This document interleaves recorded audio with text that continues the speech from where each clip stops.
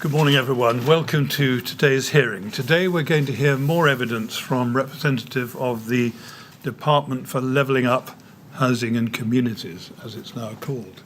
Yes, Mr. Villett. Yes, thank you very much, Mr. Chairman. Good morning to you. Good morning, members of the panel. I now call Mr. Robert Ledsome, please. Thank you.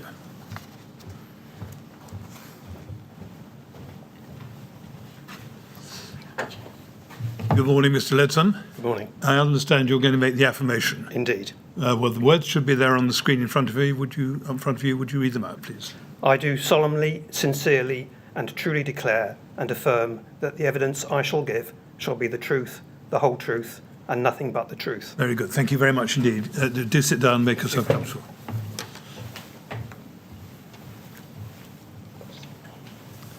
Yes, Mr. Villett. Mr. Chairman, thank you.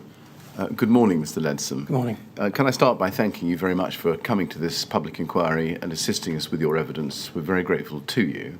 If you have any difficulty understanding my questions or you'd like me to repeat the question, I can do either. I can repeat it or put the question in a different way.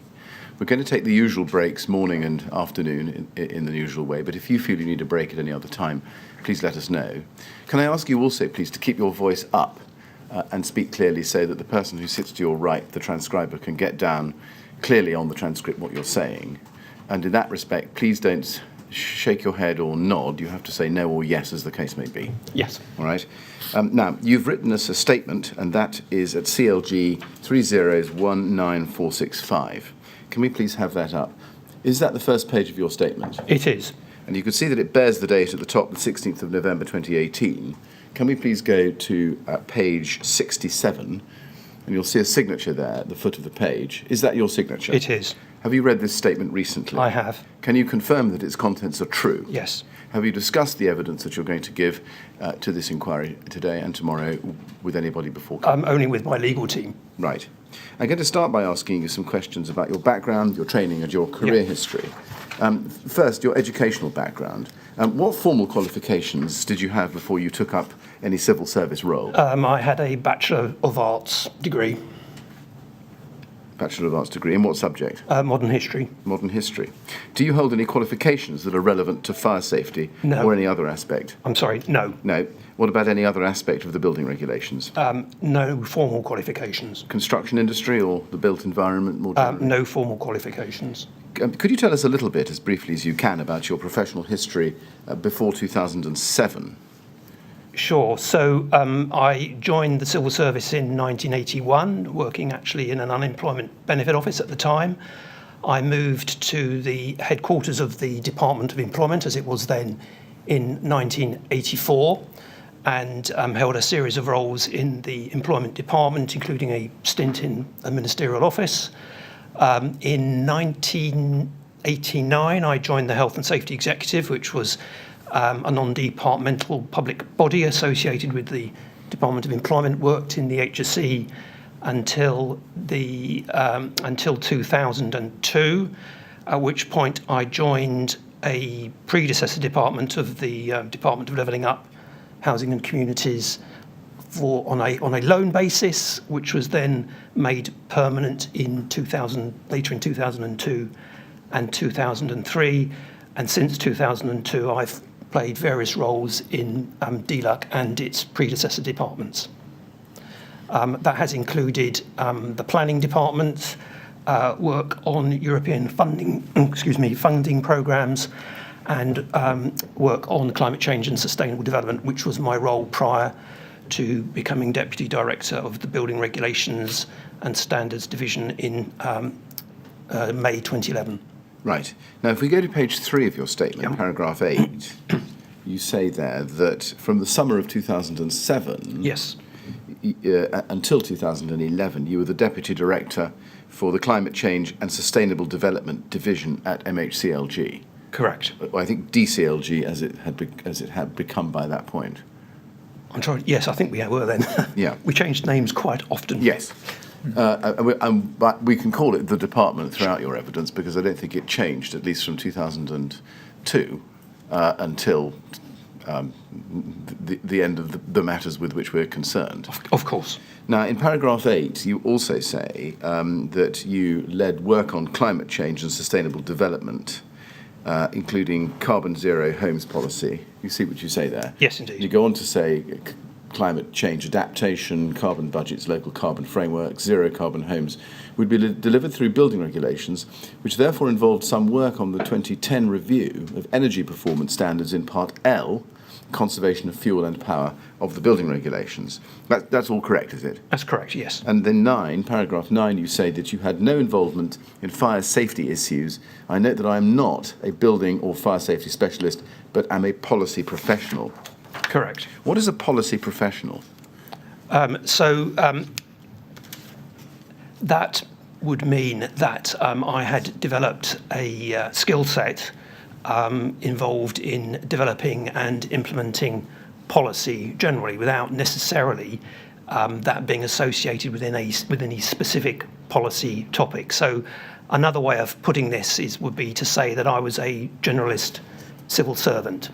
So throughout my career, I played had a variety of different roles on a variety of different policy areas, and developed a broad skill set in things like policy analysis, development, etc., which could then be applied to different topic areas. Right. Did you have any training or experience in drafting legal documents? I didn't have training directly in drafting legal documents. Clearly, as part of my professional development, I had training in communication skills and written communication skills.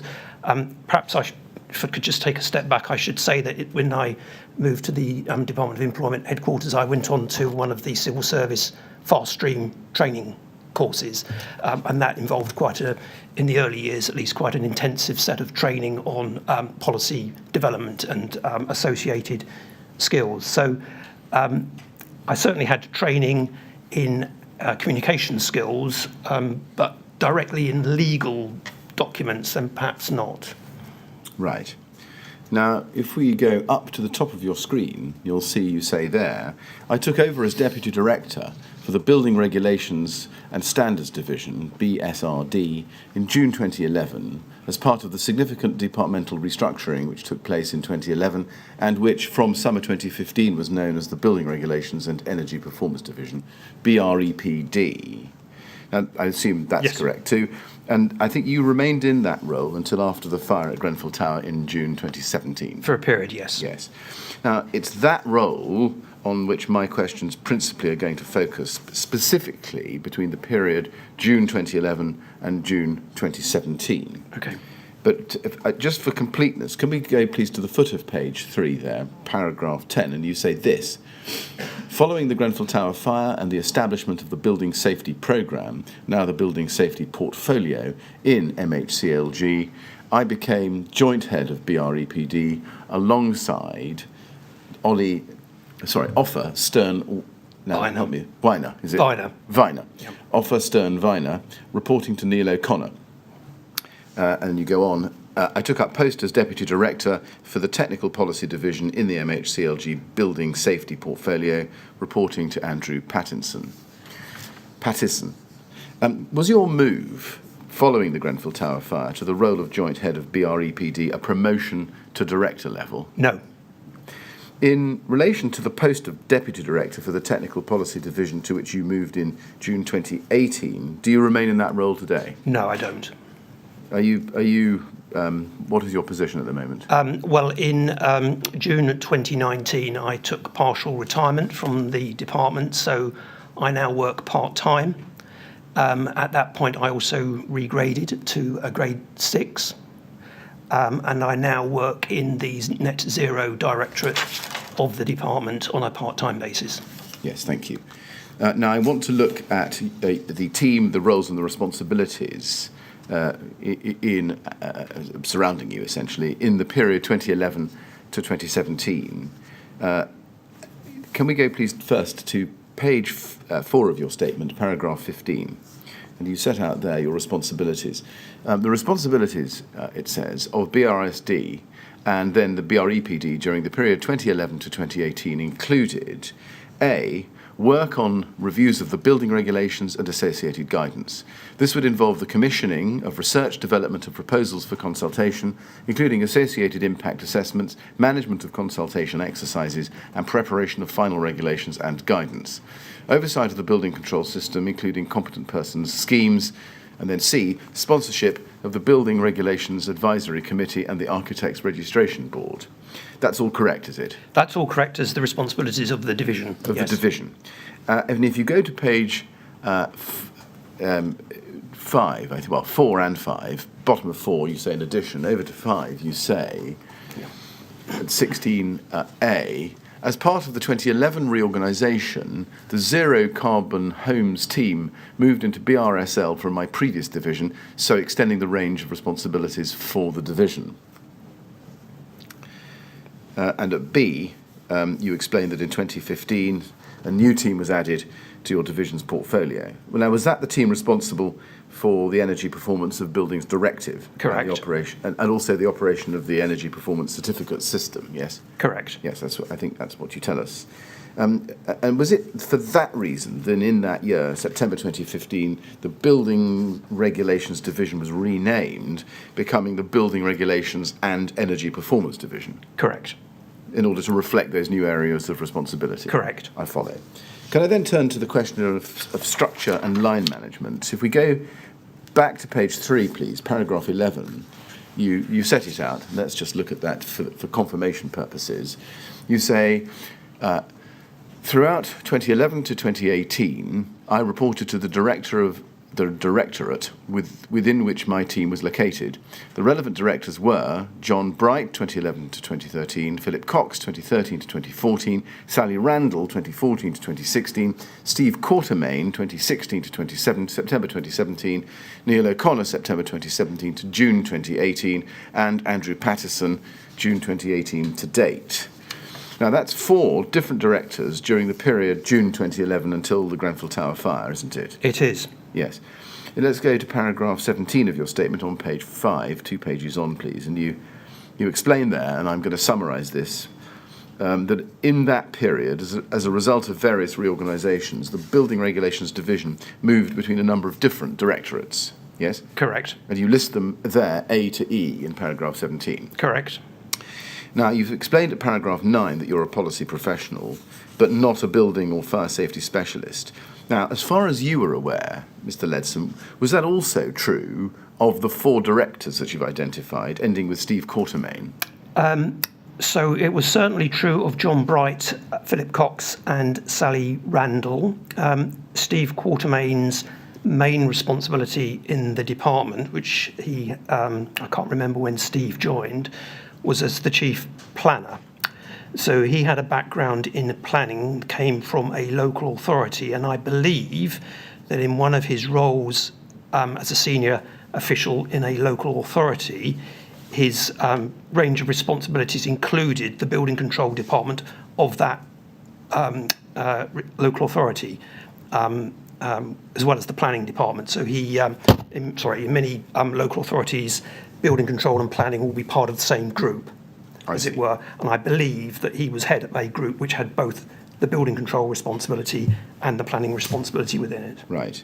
Can we take it that on everything you've told us so far, that in practical terms, you at deputy director level and the various directors above you relied on more junior colleagues who were specialists in building and fire safety? We certainly relied on them for advice on technical issues, yes. And these were technical specialists? And these were technical specialists, yes. Can we now look at Annex A of your statement, which we'll find at page 68? Now, this is essentially an organogram that you explain at paragraph 19 of your statement on page 6, we don't need to look at. It shows the basic structure of the division between 2011 and 2015. Is that correct? Yes, broadly, with the energy performance team, obviously on the left-hand side, Yes. which came in summer 2015, as we've discussed. Yes, and looking at it, we can see that you put yourself second from the top, reporting to the division's director, yes?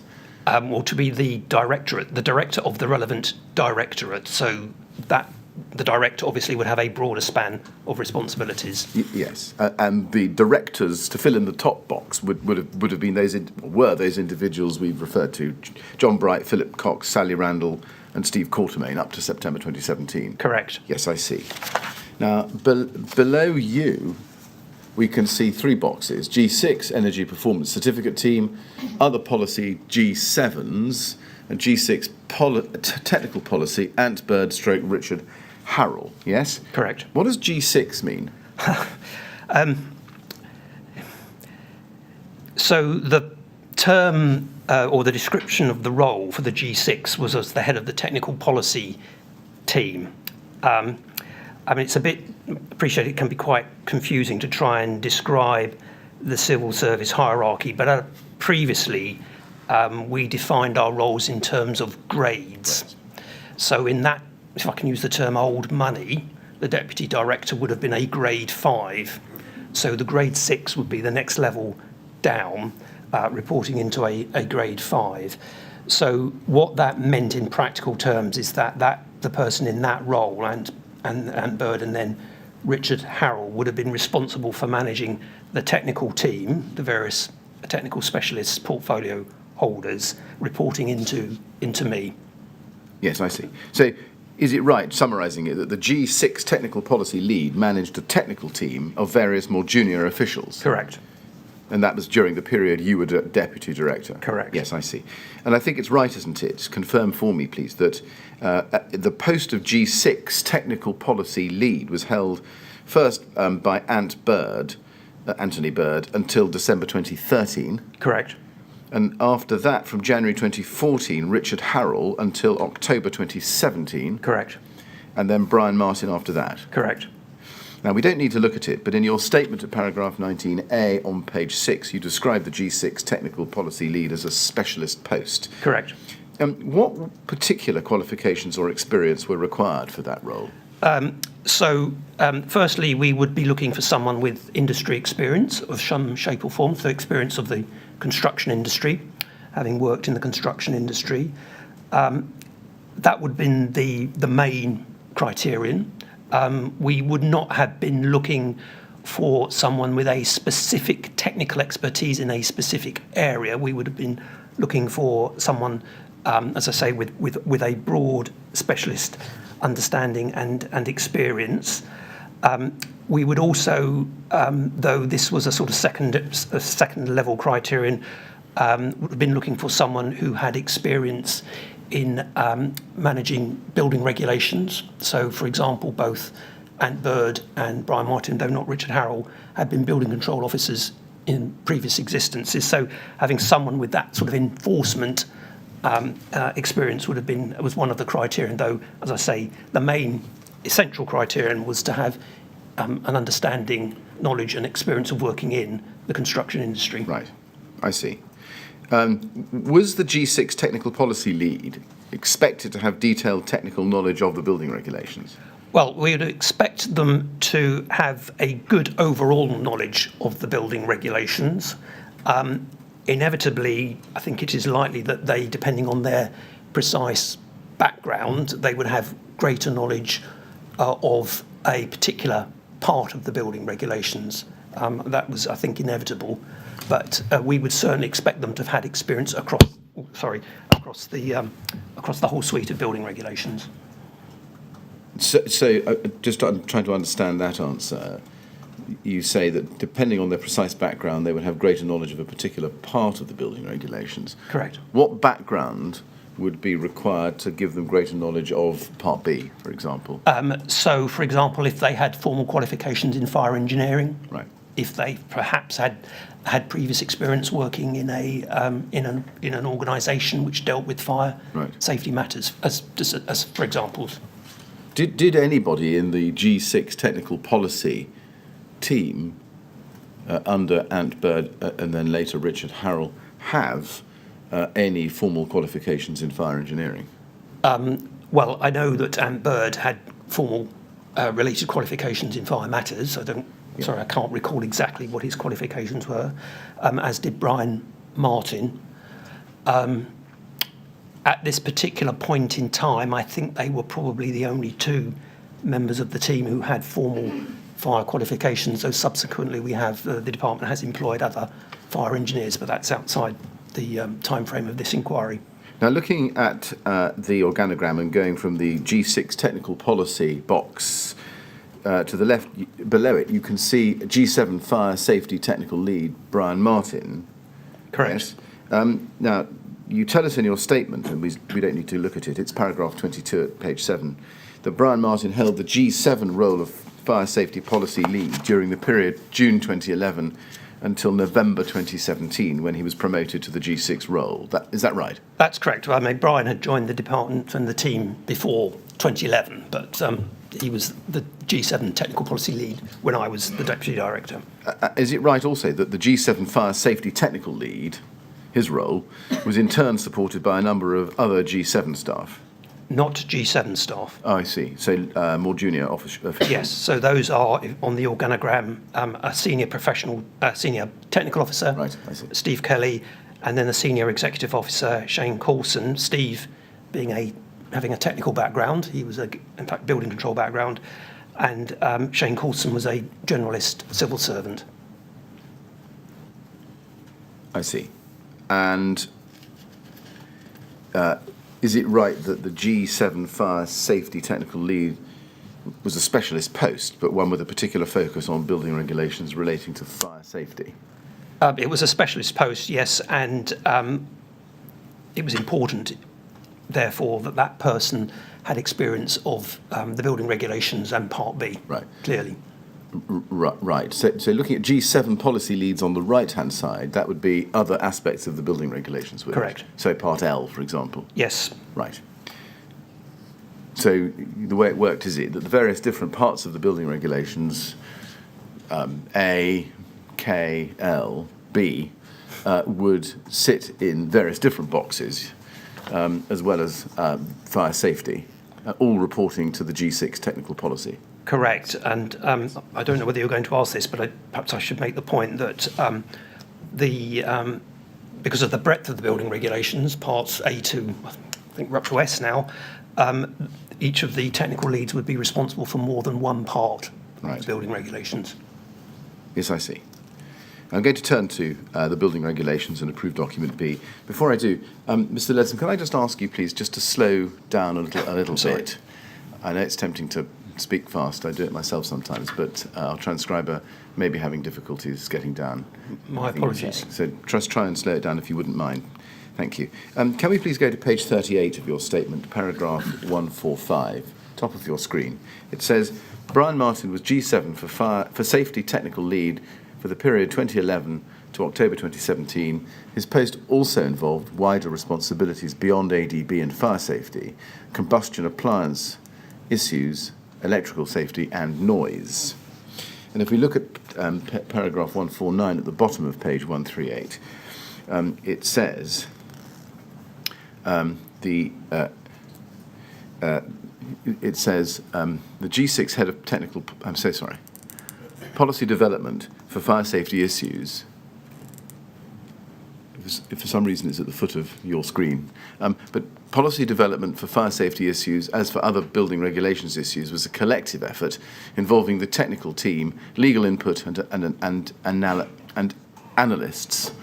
Other teams in the department would be involved as necessary. Other government departments would have an interest. For example, the Home Office, the Department for Business, Energy and Industrial Strategy, BASE, and its predecessors, and the Treasury.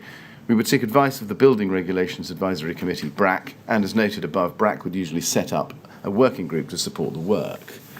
Now, the technical team that you refer to there, is that the G6 and G7s? Correct. And the analysts that you refer to in line 2 there, legal input and analysts, who are those?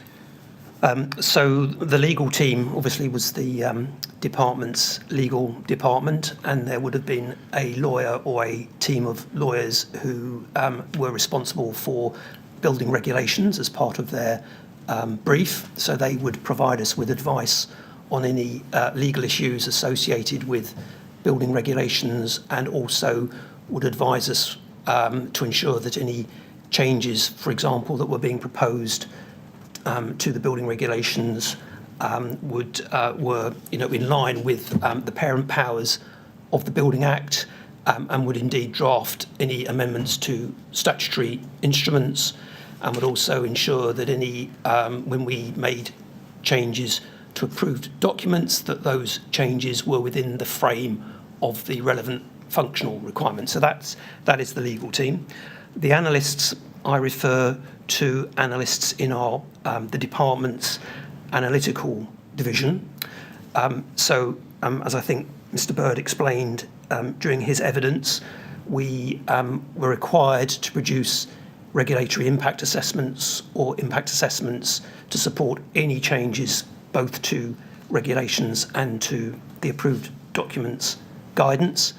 So that would require an assessment of the impacts, the costs and benefits, and we used analysts, i.e. economists, to help with that work. And for the period, certainly during the first half of my time in the Building Regulations and Standards Division, we had a dedicated analyst who worked with us across the piece on all the relevant building regulations proposals. Now, going back to your answer just now on lawyers. Correct. In the department, was it customary to involve lawyers, take legal advice on amendments to the approved documents Yes. themselves? It was? Yes. Was that done as a matter of routine? It was an essential part of the development. We would not issue a change to an approved document unless it had been agreed with our legal team that the proposed changes were within the frame of the relevant functional requirement. Otherwise, clearly, there would have been the opportunity for challenge that any changes we made, could have been ultra vires. Right. And was breaking that down further, when you say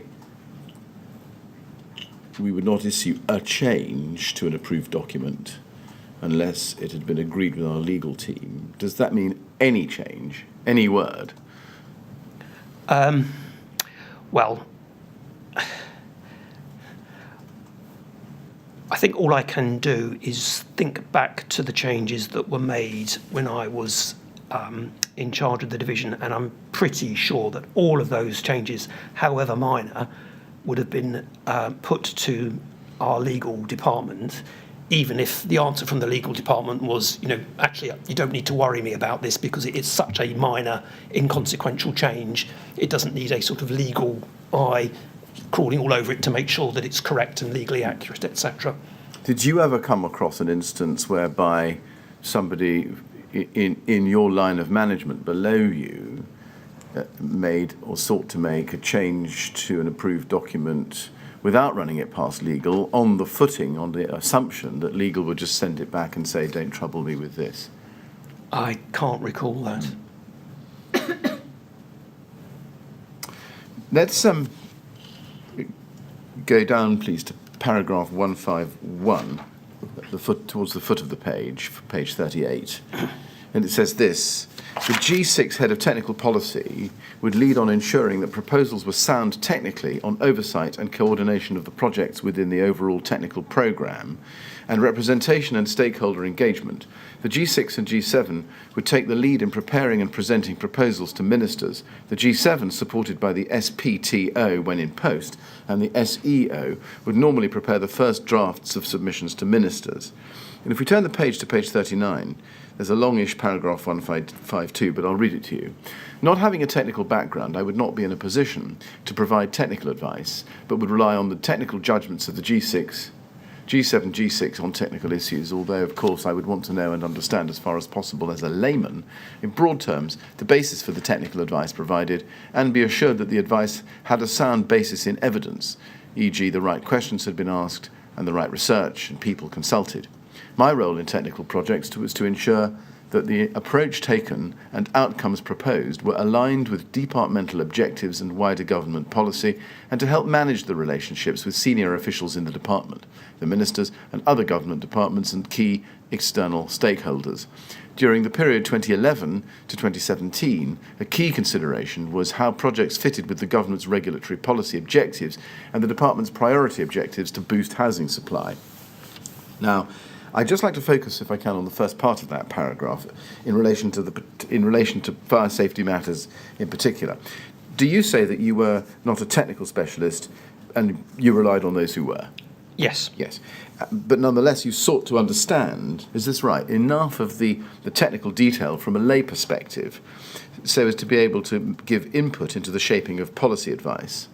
So if the technical team, and both for fire safety but for any other matter, thought that changes were needed to the regulations and the approved documents, I would want to understand why, so I could understand the reason why such a change was proposed. Yeah. As I say in my statement, I would want to ensure that we could properly evidence that proposal, so that as we would be, where we were queried as to why we're making changes, we could answer those questions for ministers or others. And then thirdly, I would then want to, and this particularly was my where I thought I could hopefully add value, would be to see and ensure that proposals aligned with broader policy objectives and help manage the process of ensuring that we could take forward proposals within the frame of broader government policy. And was it also your purpose to satisfy yourself that the advice being given to minister was accurate and comprehensive? Well, I was to the extent that I would be able to interrogate and understand the detail, then clearly, yes, part of my role would be to ensure that there was a broader, the process of providing advice to ministers was well-based and sound. And was it the technical team who provided the technical advice that you refer to here? So broadly, yes. So I would expect either the head of the technical team or the relevant technical policy lead, as I say, to prepare the relevant advice and proposed changes to approved documents or regulations, and present those to ministers. They were the technical experts, so they could best communicate those technical issues far better than I could to ministers. And indeed, it was important that they did that because they owned the policy.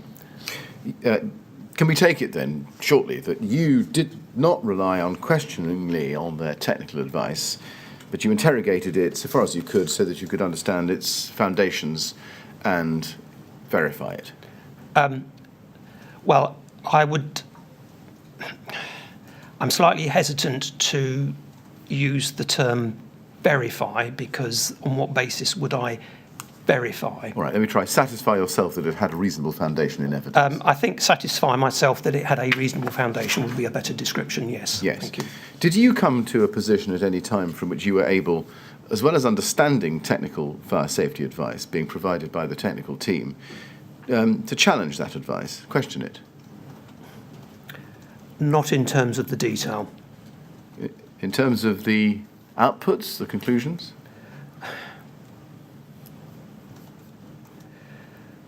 I would not have looked at it within a technical frame. I would have to take assurance and that technically what was being proposed was sound. Where I would look at it was if, for example, I felt that some advice or proposal was running completely counter to some of the broader government policy, or was out of line with the department's broad objectives as I understood them to be. At that point, I would certainly challenge and say, I would need to understand the reasons for that proposal better, so that if indeed there was some, it did not fit or align neatly with government policy, I would be in a position to explain why that was the case. Is it right that during your time in post, the official with the most detailed technical knowledge in relation to technical fire safety matters of the building regulations and approved document B was Brian Martin? Yes. Was there any member of your technical team at any time who had the same or greater breadth and depth of knowledge on those matters than Brian Martin?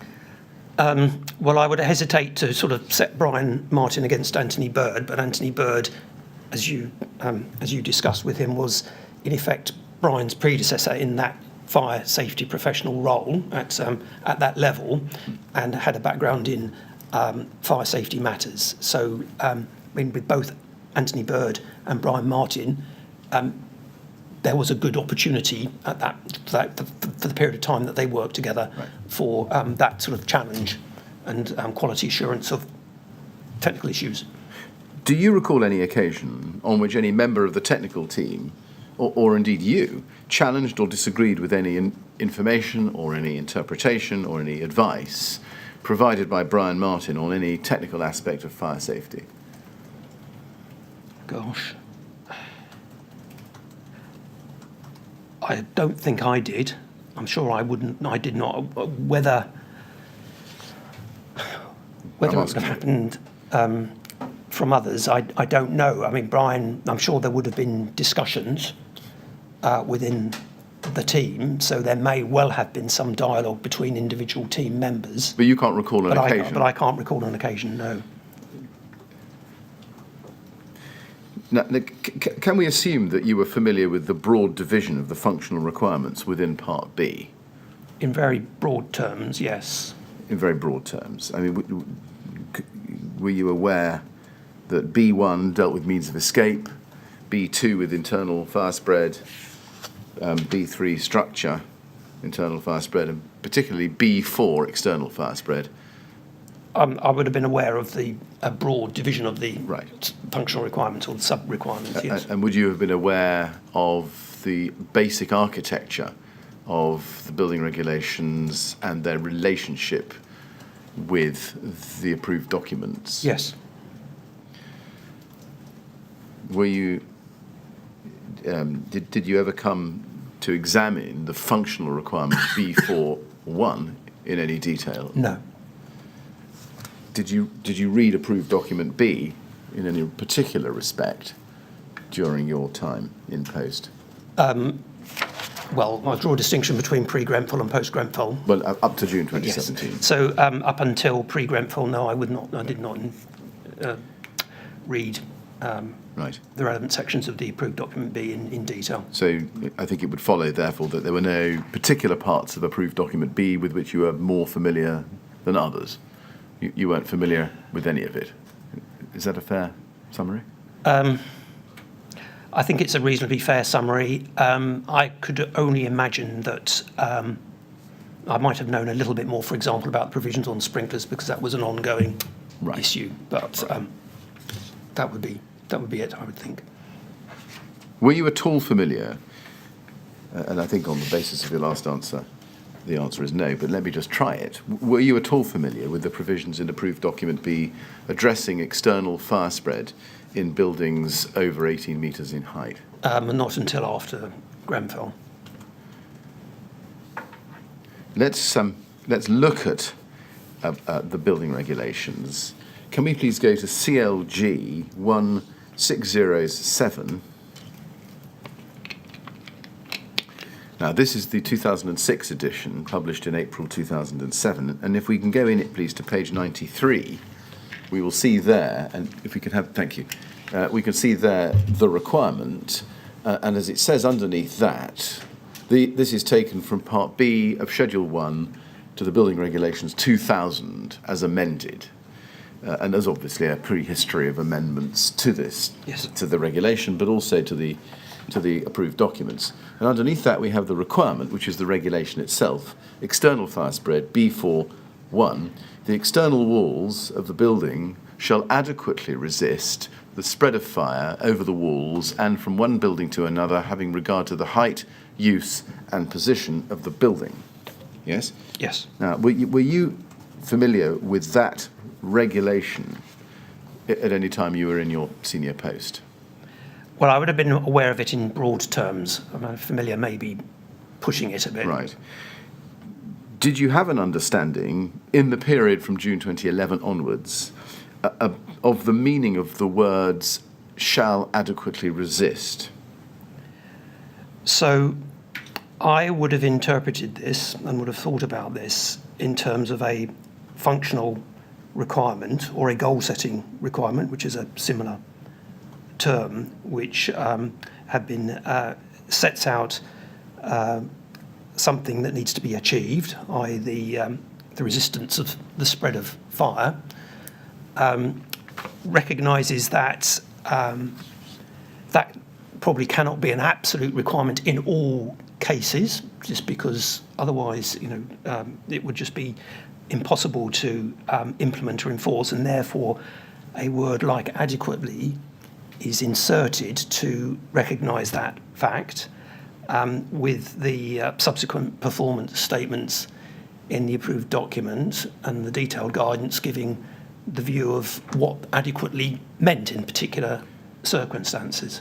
So that's how I would have understood or why B41 is constructed in those terms. Right, that's helpful. It's not quite an answer to my question. I'm sorry. Let me try it differently.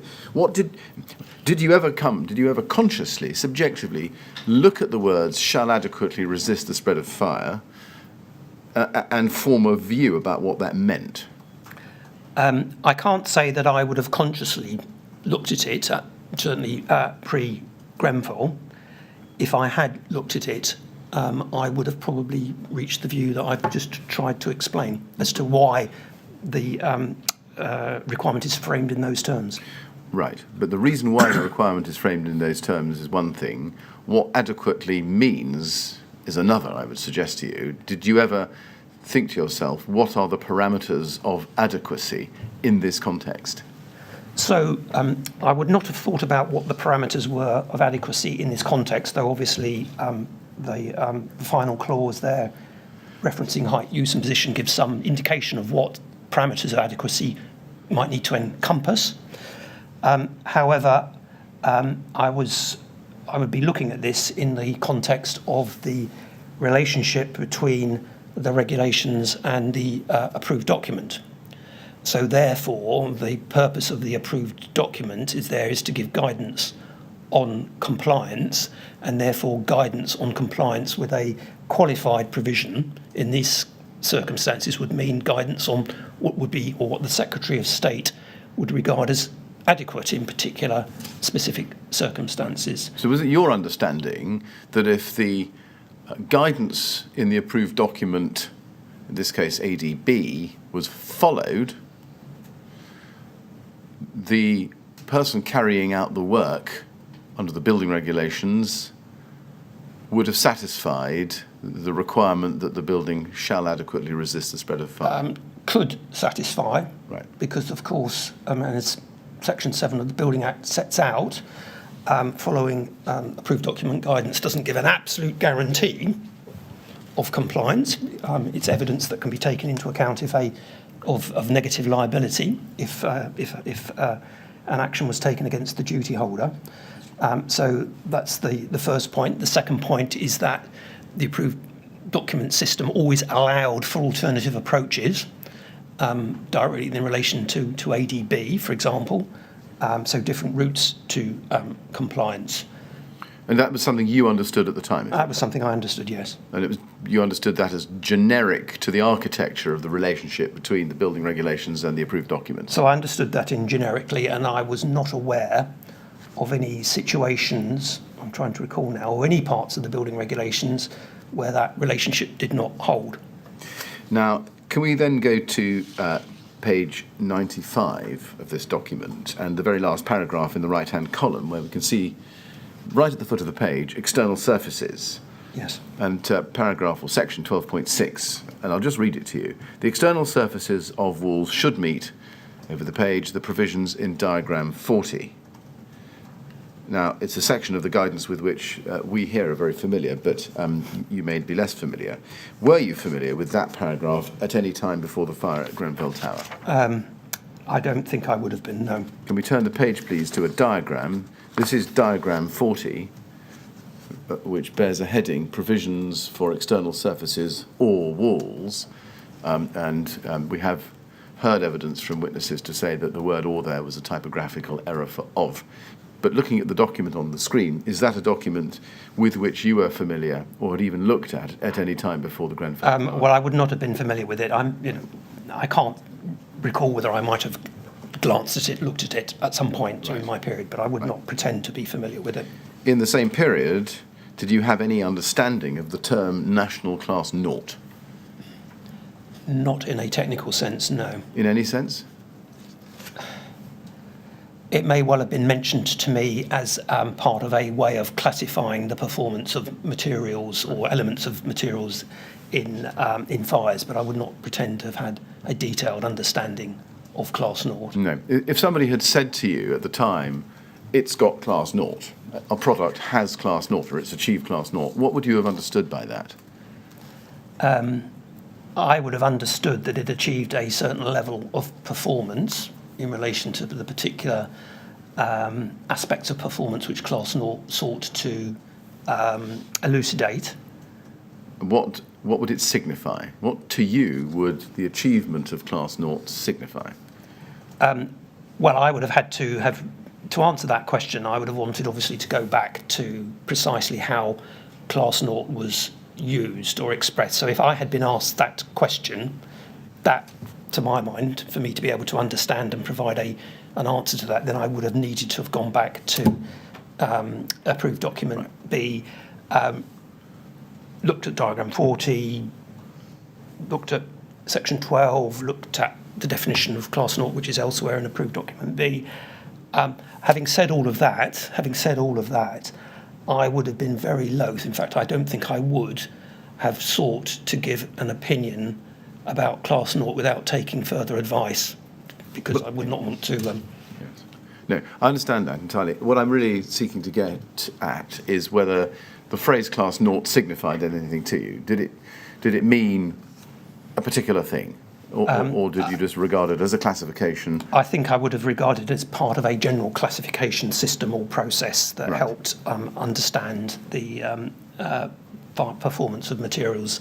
But nothing more than that? It didn't have any particular transformative meaning to you? It would not have had a transformative meaning for me in the sense I think you're asking. Okay. Now, were you aware in and after 2011, or at any stage, before the Grenfell Tower fire, that the national classification system and the European classification systems were running in the United Kingdom in the approved document B in parallel? So I was certainly aware that over time the national system of classifications would be needing to be replaced by the European classification system, but I understood that in general terms.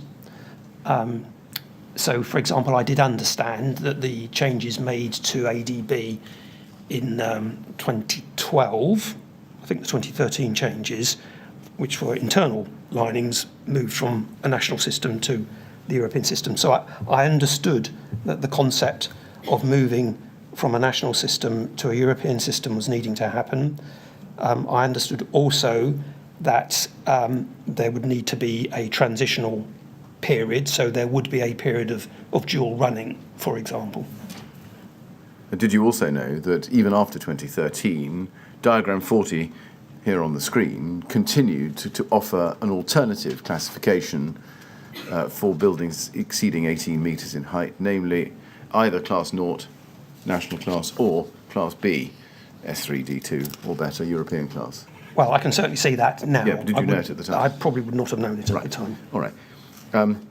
Did anybody brief you on the differences at any stage? Not on the differences specifically in relation to diagram 40. I certainly recall having discussions, I think probably with Ant Bird rather than Brian Martin, about the need to move from a national-based class system to a European-based class system, for example, to understand why we were making the changes to Part B in 2013. So I think I would have had a general discussion of the concept to understand that, but I would not, and I cannot recall, and I think it's very unlikely that I would have had a specific discussion about this particular reference. Can we look, please, then at page 96, back a page? I'd like to show you section 12.7, which bears the heading Insulation Materials / Products. Yes. And it says, in a building with a story 18 metres or more above ground level, any insulation product, filler material, not including gaskets, sealants and similar, etc., used in the external wall construction should be of limited combustibility. See Appendix A. This restriction does not apply to masonry cavity wall construction, which complies with diagram 34 in section 9. Now, can we take it that you are now, sitting there today, familiar with that section? Very familiar, yes. Yes. Now, what about before the Grenfell Tower fire? I would not have been familiar with the detail of that section, no. Would you have even been broadly aware of its provisions? Not in terms of the detail. I would have been aware, for example, because I do recall asking a question about this, that being told that, for example, the way in which Part B worked and the approved document guidance, for example, should have ensured that the sorts of materials which were found to be on some of the fires that that happened outside of the UK would not be allowed in England. So, without going into the detail of what says that makes that happen, I would have been aware of the general concept, but without having interrogated the detail of paragraph 12.7. Right. And during that period, 2011 to 2017, did you have an understanding of the phrase limited combustibility? Not in a technical sense, what it meant in terms of a particular European classification, for example. I mean, I think it only has a technical meaning. Yeah. Defined in A7, as you can see. Yes. So I would not have been, I certainly would not have been aware of the detail in table A7, I think it is. That is correct. Yes. Yes. But you know that it's table A7 from work you've done. I'm very much more familiar with it, yes. Obviously, since Grenfell. Yes. And what about full-scale tests under BS 8414 and the criteria in BR 135? Did you have any knowledge of what those were in that period? So, I mean, it's quite difficult to recall what I knew before Grenfell from what I knew after.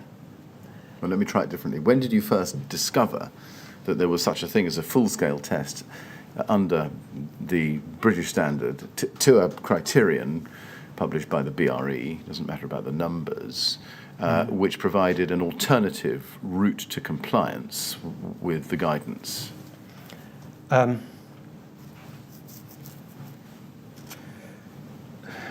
So I'm hesitating because I don't know, for example, whether this might have come up in some of the discussions that we had when the problems with the BBA certificate were raised with us. But I think I wouldn't want to give a misleading impression that I knew more at that point in time than I did. So I think I would have to say that my awareness of the various routes of compliance with these provisions was limited before Grenfell. We'll come to the BBA certificate question later in your evidence. Can we turn next then to your role as a Deputy Director of the Division? And you set those out in your statement at page 3. Can we go back to that, please? Paragraph 12.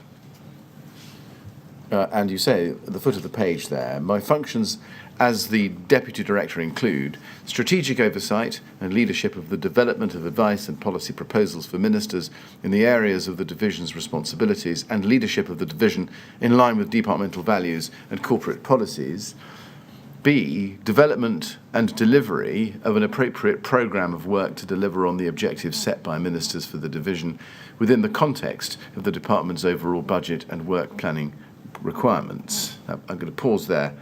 We'll come back to objectives set by ministers, but at the moment, just looking at fire safety policy, how were programmes of work developed and agreed upon within the division? So the case and reasons for change would be derived from a variety of sources. So there may well have been issues which the technical team had identified as needing to be addressed. There may well have been information that we had got from stakeholders. Stakeholders had approached us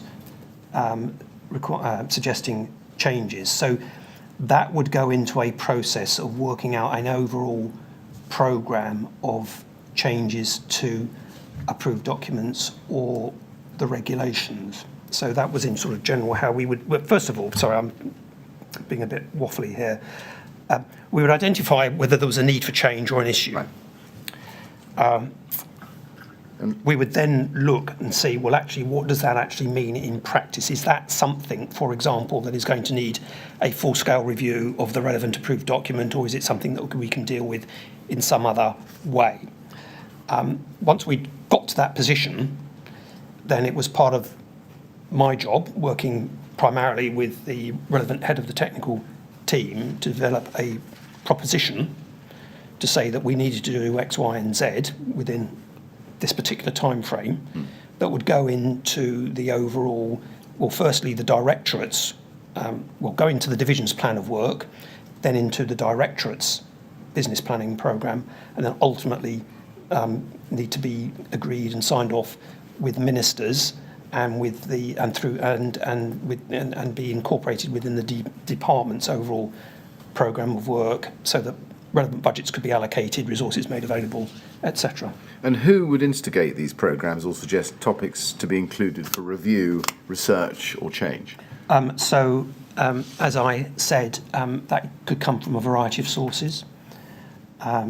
So, for example, that was one of the things we expected BRAC to provide us with, for example. As our statutory advisory committee, we would expect, and indeed they did, make proposals where issues needed to be addressed in general terms, as well as specific proposals for research. So that would be one source. Secondly, there may well be other stakeholders who would make similar suggestions for change. Thirdly, part of the role of the technical team, which frankly I wish we'd had the capacity to do more of, but we didn't, for reasons which I can go into if you wish. Horizon scanning. I mean, part of the purpose of the technical specialists would be to understand what was going on, or more to the point, what might be going on in, say, 3-5 years' time, and can we anticipate risks, etc. So that would be a third source. Fourthly, there would be a general, government policy may well actually suggest that we needed to be looking at aspects, both of the technical requirements and indeed the system, I should say. I mean, a lot of this would be about the building control system. It's not just about the technical requirements. I think I've listed 4, and there may well be other. Right. I'm interested in horizon scanning. Would Yes. you expect your technical people, Brian Martin, for example, to listen closely to what, I use the word loosely, industry was saying, and particularly those trade or industry bodies, those collectives, when they got together, particularly about the building regulations and, I would and expect, the approved documents? I mean, I would not treat Brian any differently from any other of the technical team. No. The horizon scanning element was an important part of their role. I regret bitterly that we, and I take I'm responsible for this, we didn't give those colleagues as much space to do that work as I would have liked. And I'm sure if Anthony Bird and Richard Harrell were here, they'd say the same. And that was just a function of the load that we had to place upon them, which, and regrettably, I mean, it's a very natural thing. But of course, if you're having to deal with this thing today, then the longer term work sort of gets put to one side. And that, regrettably, I fear happened. Yes. Can we turn the page, please? Of course. Page 4. Little C at the top. Oversight of resource and business planning for the division. Yes. Now, we'll come back to resources in relation to staffing levels at some point, shortly perhaps. But for now, did your role in relation to resource and business planning include planning for the commissioning of technical research to support work on the building regulations and particularly the guidance? Sorry. Yes. Yes. And thinking about fire safety policy, do you know how particular areas for research were identified and selected? So again, the proposals for research would come forward from a variety of sources. So, and in particular, we did use the Building Regulations Advisory Committee quite extensively to advise on research and to review research proposals and research, in particular the research programme, before we would even put it to ministers. So we got that input into understanding priorities for research. And if we go, please, to paragraph 192 on page 51 of your statement, we'll pick this up a little bit more closely here. You say there, in the second sentence, a discrete research and analytical support programme for building regulations was agreed as part of the budget allocations within MHCLG, flowing from the 2010 spending review undertaken following the formation of the coalition government.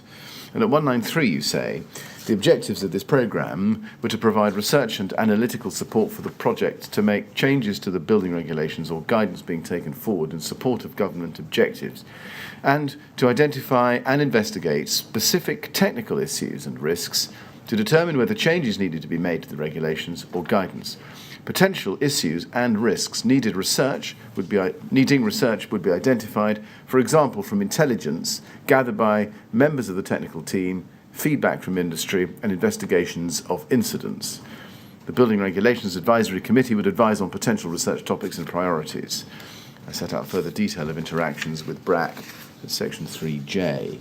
Now, I'm going to assume that you, having confirmed this statement, that that's all correct. Correct, yes. Now, I want to break it down and analyse each element of what you've said there. First, in line 3 of paragraph 193, you say to identify and investigate specific technical issues. What specific technical issues and risks were you referring to there, which this programme identified and investigated? So elsewhere in my statement, I obviously set out the specific elements of the 2012 research programme, which was a major piece of research covering a number of issues. So that would be an example of the sorts of issues which had been identified on fire safety, which needed further investigation. And the same would have gone for issues relating to other parts of the building regulations. How did the programme of research that you described do that in the period 2011 to 2017? So we had a broad programme of research which it needed to do a number of things. We identified relevant projects or areas for investigation. We would prepare the relevant business cases, etc., so that we could get authority, because it wasn't I couldn't just decide, oh yes, we will spend £100,000 on this research. We had to go through, as you would expect, a due process of gaining authority to spend that money. And then obviously we would go, and if that was agreed, commission the relevant research, etc., from an external, and then manage the project. So, I mean, there would be a wide variety of issues that we were covering within our research programme. Some of them would have been quite directly related to changes that we needed to make specifically to approved documents. So I'm pretty sure at this time, and certainly if not at this time, then at a later period of time, we in effect had a call-off contract with a consortium of groups, some of whom were technically based, some of whom were more economically based consultants, to provide advice on changes to the energy efficiency requirements, Part L, which was a big issue for us. So we had those which were more, I hesitate to, because it sounds a bit sort of pompous to draw a distinction between applied research and pure research, but if you can understand how that concept might work, those sorts of projects were more applied because they were, we're going to make this change, we need to understand exactly the impacts and effects of this change and the costs, can you help us? So that sort of thing, as opposed to research in other areas, and I would place sorry, if I'm speaking too quickly, please tell me, because I know I do start to rattle on a bit. Right. And I would place the 2012 fire safety research in the second category. We think there's an issue here, we think something is going on, but we need to understand it better before we can work out what precisely we need to do about it, and then move to the next stage, which would be to develop a specific set of proposals. Right. You see, I hope that's... Yeah, thank you. That's very helpful. Now, looking at paragraph 193, halfway down, you refer to intelligence gathered by members of the technical team. Intelligence, what do you mean by intelligence there? Well, that's another way of talking about the horizon scanning role, which I mentioned. Right. Now, when the horizon got scanned and intelligence was gathered from the horizon, was there a process or mechanism by which the intelligence was fed back? So it would be a matter which will be discussed within the division. We would have conversations about that with the technical policy lead and with the head of the technical team. From that, we would reach a judgment as to whether or what sort of action we might need to take to respond to that issue, which could involve commissioning research because we needed to understand the issue in more depth. And you refer also to feedback from industry. And what kind of feedback is that? Is that feedback about the adequacy of the regulations or the approved documents, or is it the provision of intelligence about particular problems in the built environment related? It could be either. Right, I see. As far as you were aware, what specific technical issues and risks in relation to fire safety specifically were identified by these means that we've just looked at? Research, intelligence gathered by the team, and feedback from industry in the period 2011 to 2017. Well, I think the main issues, as I was led to understand, were those which we were looking or were being addressed through the 2012 research programme, of which I cannot now remember or recall all of the strands of that piece of research. But right. Now, going back to your statement, please, page 4, looking at 12D there, you go on to say, representing and negotiating for the department on policy issues with other government departments and external bodies, building and maintaining appropriate networks, for example, with the Building Regulations Advisory Committee. And just focusing on BRAC there, can we go please to page 30 of your statement, paragraph 116? And there you say, under Section 14 of the Building Act 1984, the Secretary of State is required to consult the Building Regulations Advisory Committee, BRAC, on changes to the building regulations. BRAC is an advisory non-departmental public body sponsored by MHCLG. It currently has 12 members as at 16 November 2018 and usually meets 3 times a year to conduct formal business.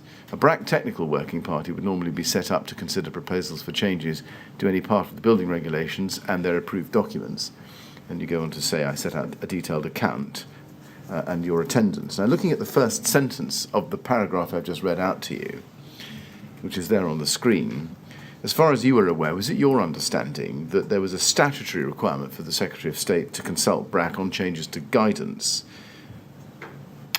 Yes. And in particular, the guidance in the approved documents, yes? Yes. Yes.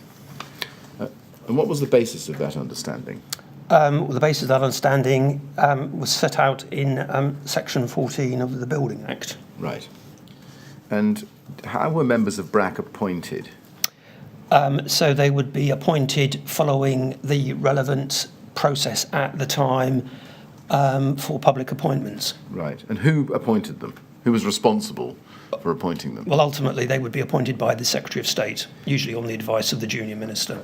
Now, you go on in the last part of that paragraph, which I didn't read out to you, but summarising it, you attended most of the main BRAC meetings during your time in post, I think. I think I probably would have attended all of them other than, if I happened to be on leave or something like that. Yes, quite. And in that time, in relation both to the building regulations and to the guidance in approved document B, was it the case that members of BRAC identified or proposed areas for potential change or potential research? Is that how it worked? That could be how it worked. I mean, certainly we would have been open for BRAC members to bring forward proposals for research. As ever, it's very difficult to understand where a particular idea or issue may have originally emanated from, and whether it was, for example, something that we thought was, should we look at this, BRAC, do you think we're right, or whether it came directly from BRAC to us. I see. Let's then turn to page 4 of your statement and look at 12E. We go back to that. You describe another of the functions of your role as Deputy Director, and you say line management responsibilities for my direct reports. The number of direct reports varied during this period, but was around 6 to 8. Correct. Now, your direct reports between 2011 and 2017 included, I think, Anthony Bird, and then after January 2014, Richard Harrell, yes? Correct. Yes. Let's look at Richard Harrell's report, witness statement, please. That's CLG 30194887. I'll show you the first page, and then if we go to the third page, page 3, paragraph 11, he says in that paragraph, we met as a team on a regular basis, but we also sat together in a group most days of the week. Internal communication was also good. Similarly, I had a good working relationship with the Divisional Deputy Director, Bob Ledsome, and we would discuss various aspects of the division's business on an almost daily basis. Does that accord with your recollection? Absolutely. So did the team sit together physically? Well, yes, because we were all in an open plan office, so literally they would be sitting across the way from me. Yes. Now, was that also the case between 2011 and December 2013 when Anthony Bird was in post as the G6 Technical Policy Lead? It was, indeed. And were you included within that group, or did you sit separately? No, I was included. Do you consider that you and Richard Harrell had a good working relationship? Absolutely, yes. And Anthony Bird before him? Absolutely, yes. And do you agree with his recollection that you discussed various aspects of your work together on an almost daily basis, as yes. he puts it? And what about your working relationship with Brian Martin? What was that like? I think that was a good, positive relationship with Brian, yes. Right. And where did he sit? Physically? Yes. I mean, in relation to this group. Well, we had some floor space allocated to us in Eland House and then in 2 Marsham Street, which was allocated to our division. It was completely open plan, so there was a meeting room for private meetings, but otherwise, in day-to-day terms, we were in an open plan, so literally you could talk to someone as if I was talking to the stenographer, for example. Right. Now, as G6 Technical Policy Lead, I think it's right that when he was in post, Richard Harrell was Brian Martin's direct line manager overseeing his work. Correct. Yes, and before that it was Anthony Bird. Correct. Did Brian Martin ever report directly to you, even informally? Well, there was a brief period at the end of 2016 when Richard, unfortunately, had a period of sickness and absence for about 3 or 4 weeks. So Brian informally took over a watching brief for Richard's broader responsibilities at that point in time. So although it wasn't a formal relationship in terms of me becoming his line manager, in effect he worked to me for that period. Can we then turn finally back to page 4 of your witness statement, paragraph 12F, which is the last in the list of your functions as a deputy director, and you say appropriate quality assurance arrangements for advice and briefing put to ministers. I would expect to review and approve, to clear, all major policy submissions. I would also expect to see major briefings and correspondence on significant issues, but I would not expect, for example, to clear all letters in draft. Now, you refer there to quality assurance arrangements. which were in place for advice and briefings to go to ministers. What were those arrangements? So it would depend. So, as I say in my statement, for some instances I would want to see a draft of a submission, and I would not authorise that draft to be submitted to ministers unless I, as I said, cleared it. I see. read it. I'm happy with this. In effect, an approval. So the appropriate quality assurance arrangements are those you described in the second sentence of F? Indeed, yes. I see. In circumstances where you didn't clear every letter, how was the quality of those letters or briefings that you didn't clear monitored? Well, in some instances, that clearance may well have been taken up by the relevant Grade 6, the head of the technical policy team. In some instances, probably the draft may well have been sent direct to the minister's office without me or Richard Harrell or Anthony Bird formally clearing the draft. Did you yourself choose which letters or submissions you needed to clear and which you didn't? Well, I would choose it unless, but one of the technical team may, or someone, any of the policy officers may well have said, I really would like you to look at this, please, because I'm not sure of whether what we should be saying. Right. So it was a two-way. Right. But is it the case that some of the junior officials might send letters or draft letters or submissions to the minister without you seeing them at all, or at least without pre-clearing them with you? It is conceivable. I think it would be more likely to have been correspondence rather than submissions, I have to say. And I mean, certainly all submissions would have been copied to me, so I'd have certainly seen them. Perhaps I should just mention that, I mean, on occasion, I would agree in advance, particularly with either Anthony Bird or Richard Harrell, that I would be content for them to clear a particular submission because I was confident that they could do equally as good a job as I could in terms of ensuring that quality assurance role. So certainly that would have happened on occasions. Yes, thank you. Mr. Chairman, is that a convenient moment? Yes, I think it is. Well, as we told you earlier, Mr. Ledsome, we'll have a break during the morning and the afternoon, and this is a good time to have the morning break. So we'll stop now. We'll resume, please, at 25 to 12. And now you've started giving your evidence, I'm going to say to you, as I have to all the witnesses, please don't talk to anyone about your evidence or anything to do with it while you're away from the room. Of course. All right. Thank you very much. Would you like to go to the usher then, please?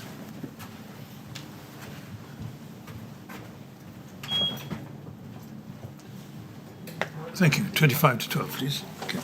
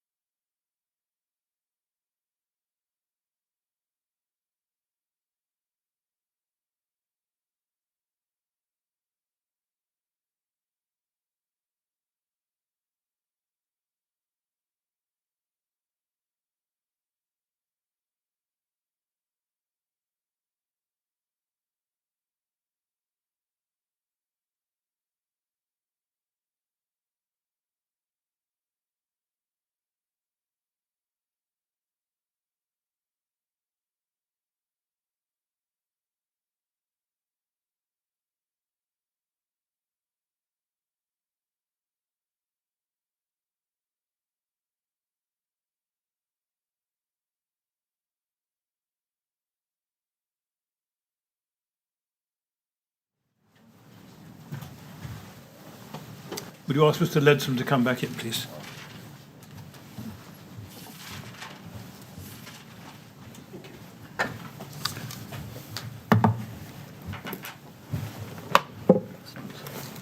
All right, Mr. Ledsome, ready to carry on? Of course. Thank you very much. Yes. Mr. Ledsome, I'd like next, please, to turn to escalation and ministerial involvement. How regularly did you meet or correspond with the division's director? Roughly. Gosh, well, regularly. So what do I mean by regularly? It would depend on an issue. On some issues, we would be, on a daily basis. On other occasions, it may be slightly more infrequent. There would always be regular one-to-ones, so probably every fortnight, I would guess, which would be the opportunity for me to brief the director on what was going on and for the director to ask me what was going on. And then all of the directors would have had probably monthly meetings of myself, the director, and other deputy directors, though they tended to be more sort of directorate management focused rather than policy focused. Can we look, please, at the witness statement of Steve Quartermaine? As we've discussed already, he was the division's director between September 2016 and September 2017. That's CLG 3030866. I'll just show you the first page of his statement to identify it. It's a statement made in April last year. And if we go, please, to page 3, paragraph 10, he says, he said in the second line, he expected the heads of those teams to operate with autonomy. Yes. And then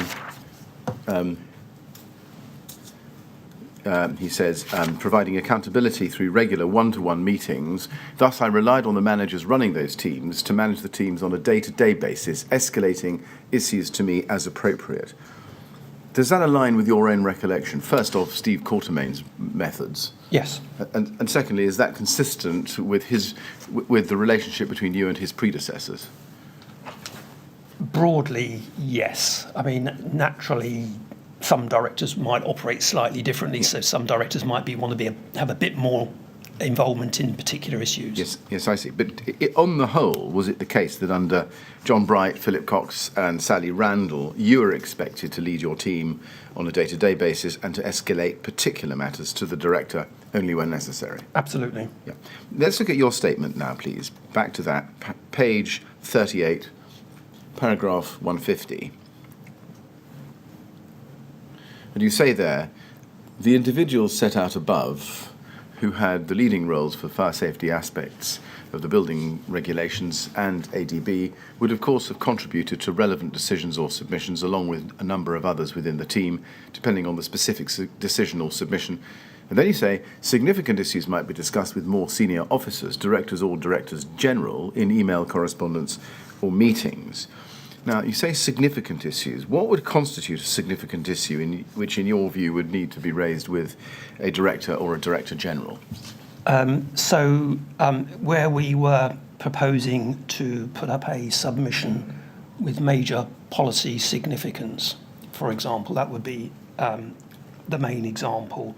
Right. And I think I've referred in my witness statement to various discussions at various points that we had with the relevant director and indeed Director General on some of the submissions we put to ministers. Did that occur often? It would depend.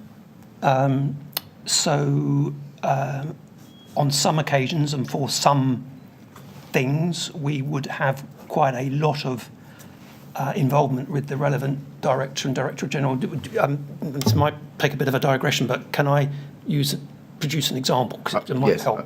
That was my next question. Okay. Give me an example. Okay, good. So the Housing Standards Review, for example, we set up a structure there where John Bright, who was the director, was heavily involved. In fact, John was almost like the programme manager, so very regular briefing to John on the development of that piece of work.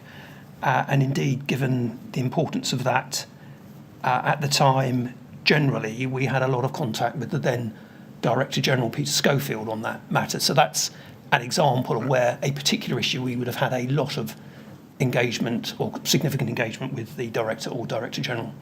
Right. Do you remember at any time before the Grenfell Tower fire raising with any of the division's directors or any more senior official any matter of significance relating to any aspect of fire safety? Well, I imagine we will come on to talk about the response to the Lakenhall House Coroner's Inquiry where directors were involved. So Right, leave that on one side, put- but then set- any specific issues of fire safety? I can't recall.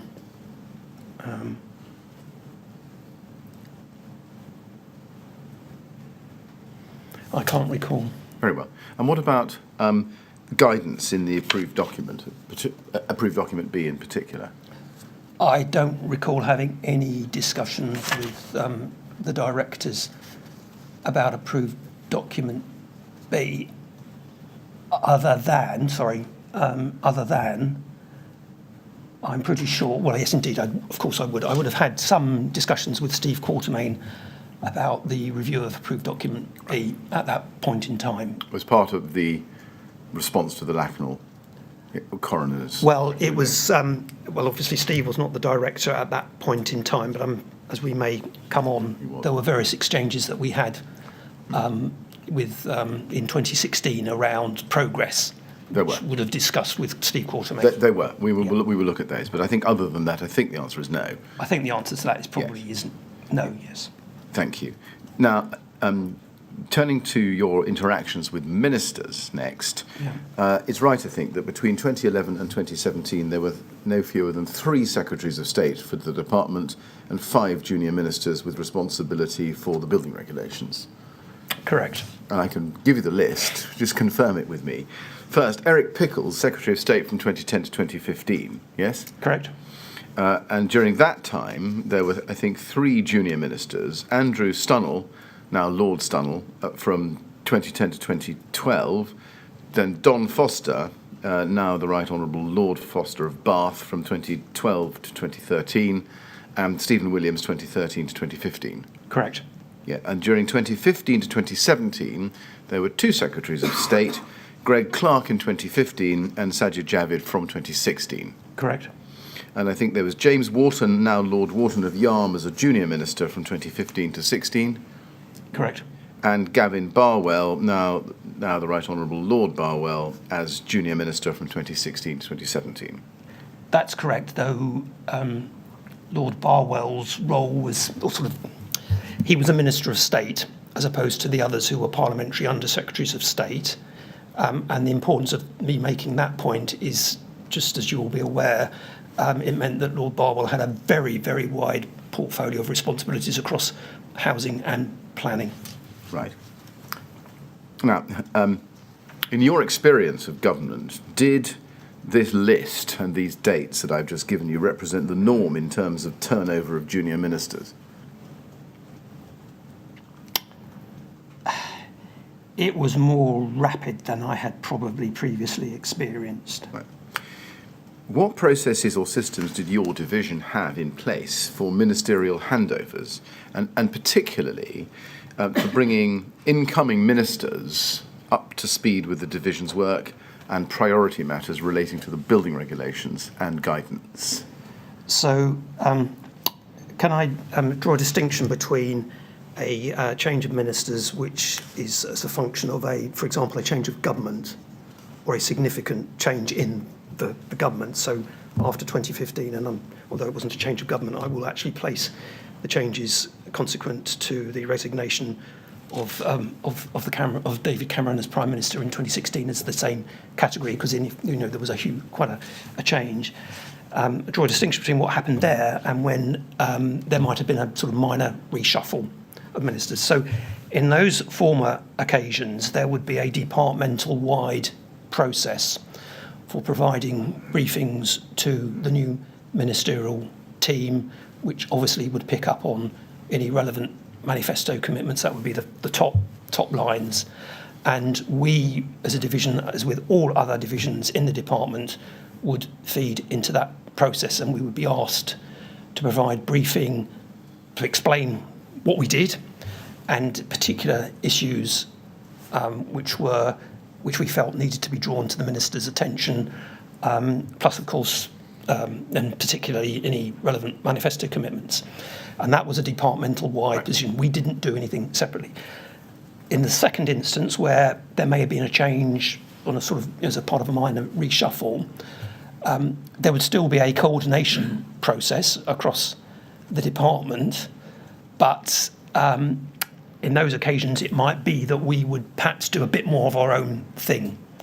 For example, because we thought it was a good idea, or because the minister's office might ask us for some briefing. Right. So it was more responsive, perhaps. It was perhaps more responsive, yes, in those terms. Apart from briefing new ministers as deputy director, what were your responsibilities in relation to communicating with the department's junior ministers and updating them on the division's work? So that would depend on the particular minister's ways of working. Right.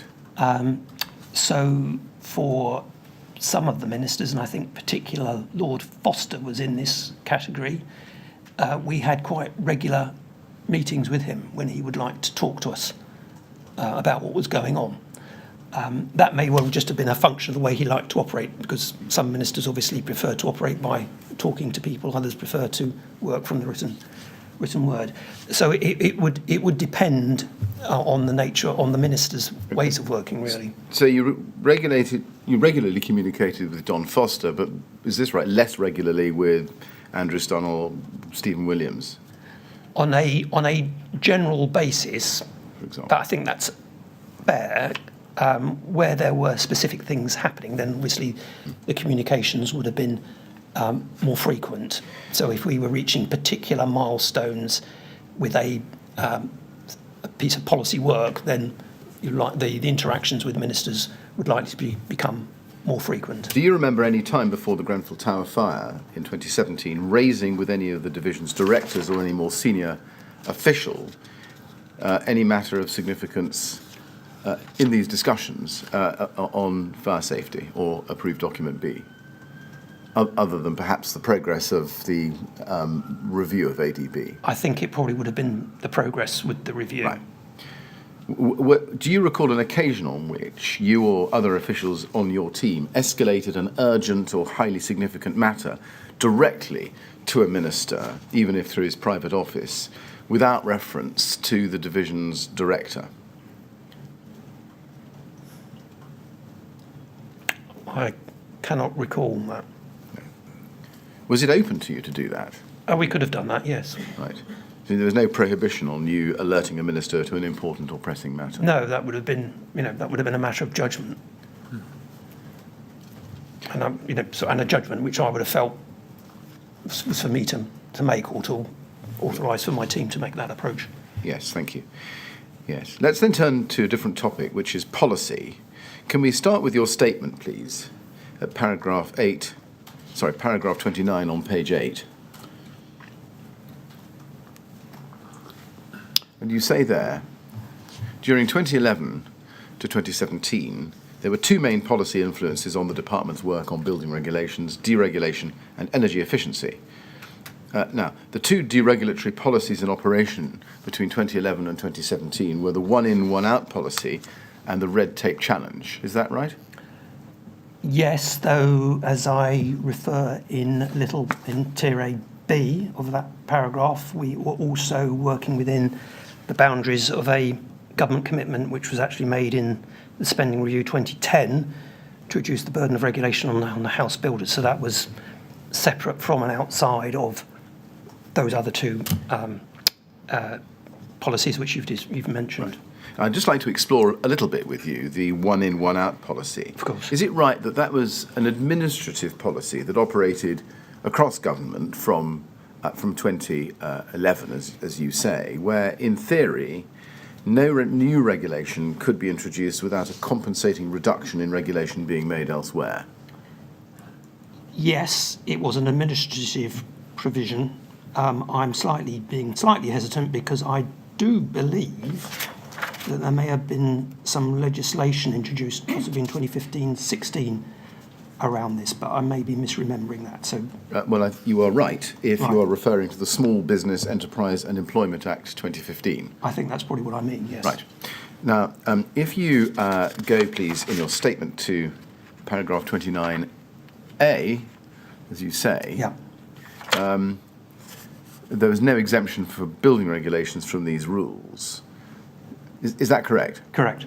So the one in, one out, as it evolved, which became one in, three out in March 2016, applied to the regulations, but did it apply to the guidance under the regulations? It did. Did you ever ask the question, does this policy extend that far? Well, in fact, I asked myself that question last night because I heard you talk to Mr. Bird about this. My recollection was that guidance, such as approved documents guidance, was covered.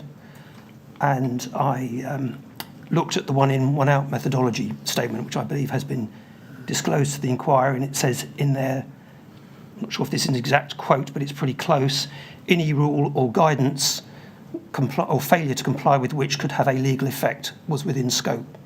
And I read that then, and I'm absolutely will stand by that now, that included approved documents guidance in the way that it also, I believe, applied, for example, to approved codes of practice made under the Health and Safety at Work Act, which have got a similar status as approved building regulations, approved documents. Yes. So, to be clear, the understanding you've just given us, was that your understanding at the time? Absolutely. Right. Now, looking at your last sentence, you say there was no exemption for building regulations from these rules. Was it possible to obtain an exemption from the one in, one out policy and later one in, two out and three out for certain regulations or certain guidance? I suppose in theory it could have been. In theory, but was there a practical system whereby one could apply? So there were some exemptions from one in, one out, which in our case were primarily about European legislation, because the point of one in, one out was to require departments to deliberately choose, as it were, whether they were going to regulate in this area or not. And clearly, departments did not have that choice with legislation, European directives, which we would be bound at that time to implement under the terms of the under the European of our membership of the European Union. Oh, right. So there were some occasions when we might have argued that this is European legislation, therefore it's not covered by one in, one out, but they would have been pretty. That did not happen very often, if at all. Otherwise, I don't think there was a process other than, frankly, recommending to the Secretary of State, and I think it would have had to go at Secretary of State level to make a case to his opposite number, the Secretary of State for Business at the time, for an exemption on, there were some exceptional circumstances which apply in this case. Right, you say the Secretary of State for this department would have to make a case to the Secretary of State for BEIS. Is that how this That's would have what I worked? would have expected to have had happen, because the Secretary of State for the BEIS was as it were, his department or her department was responsible for the one in, one out rules. Yeah.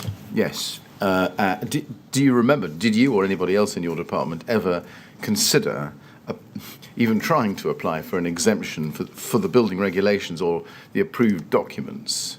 No. And why was that?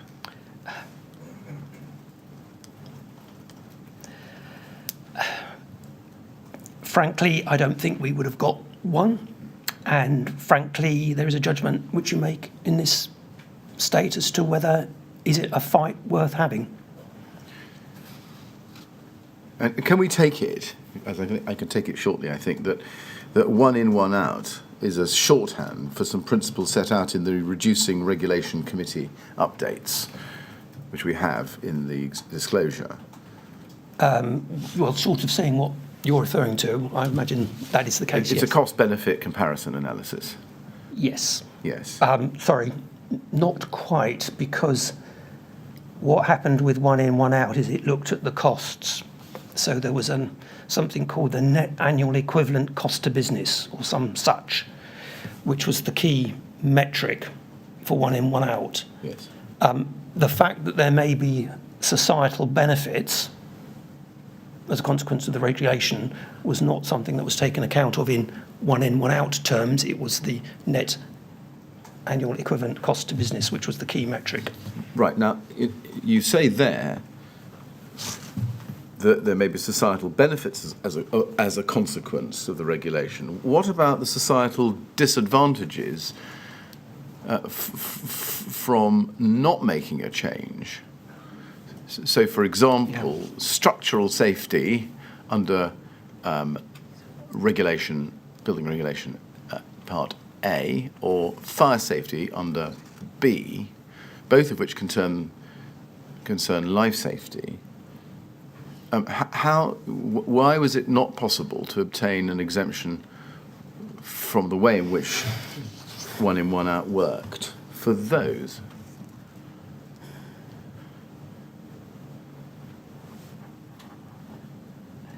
Well, our reading and my understanding of the way in which one in, one out worked is that we would need to justify any proposals for change in terms of that policy.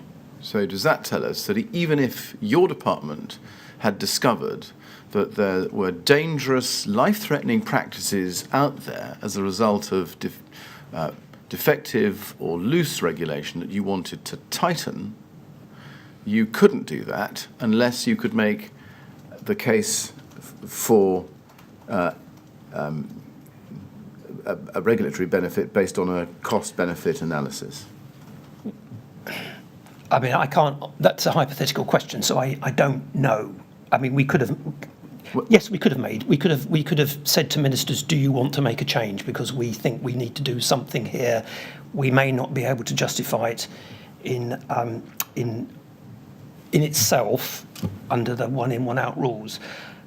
You may come on to this, but one of the ways that we tried to move through this process was by developing broader packages of regulatory change, as in 2012, 2013, and indeed in the Housing Standards Review. And indeed that was why, though,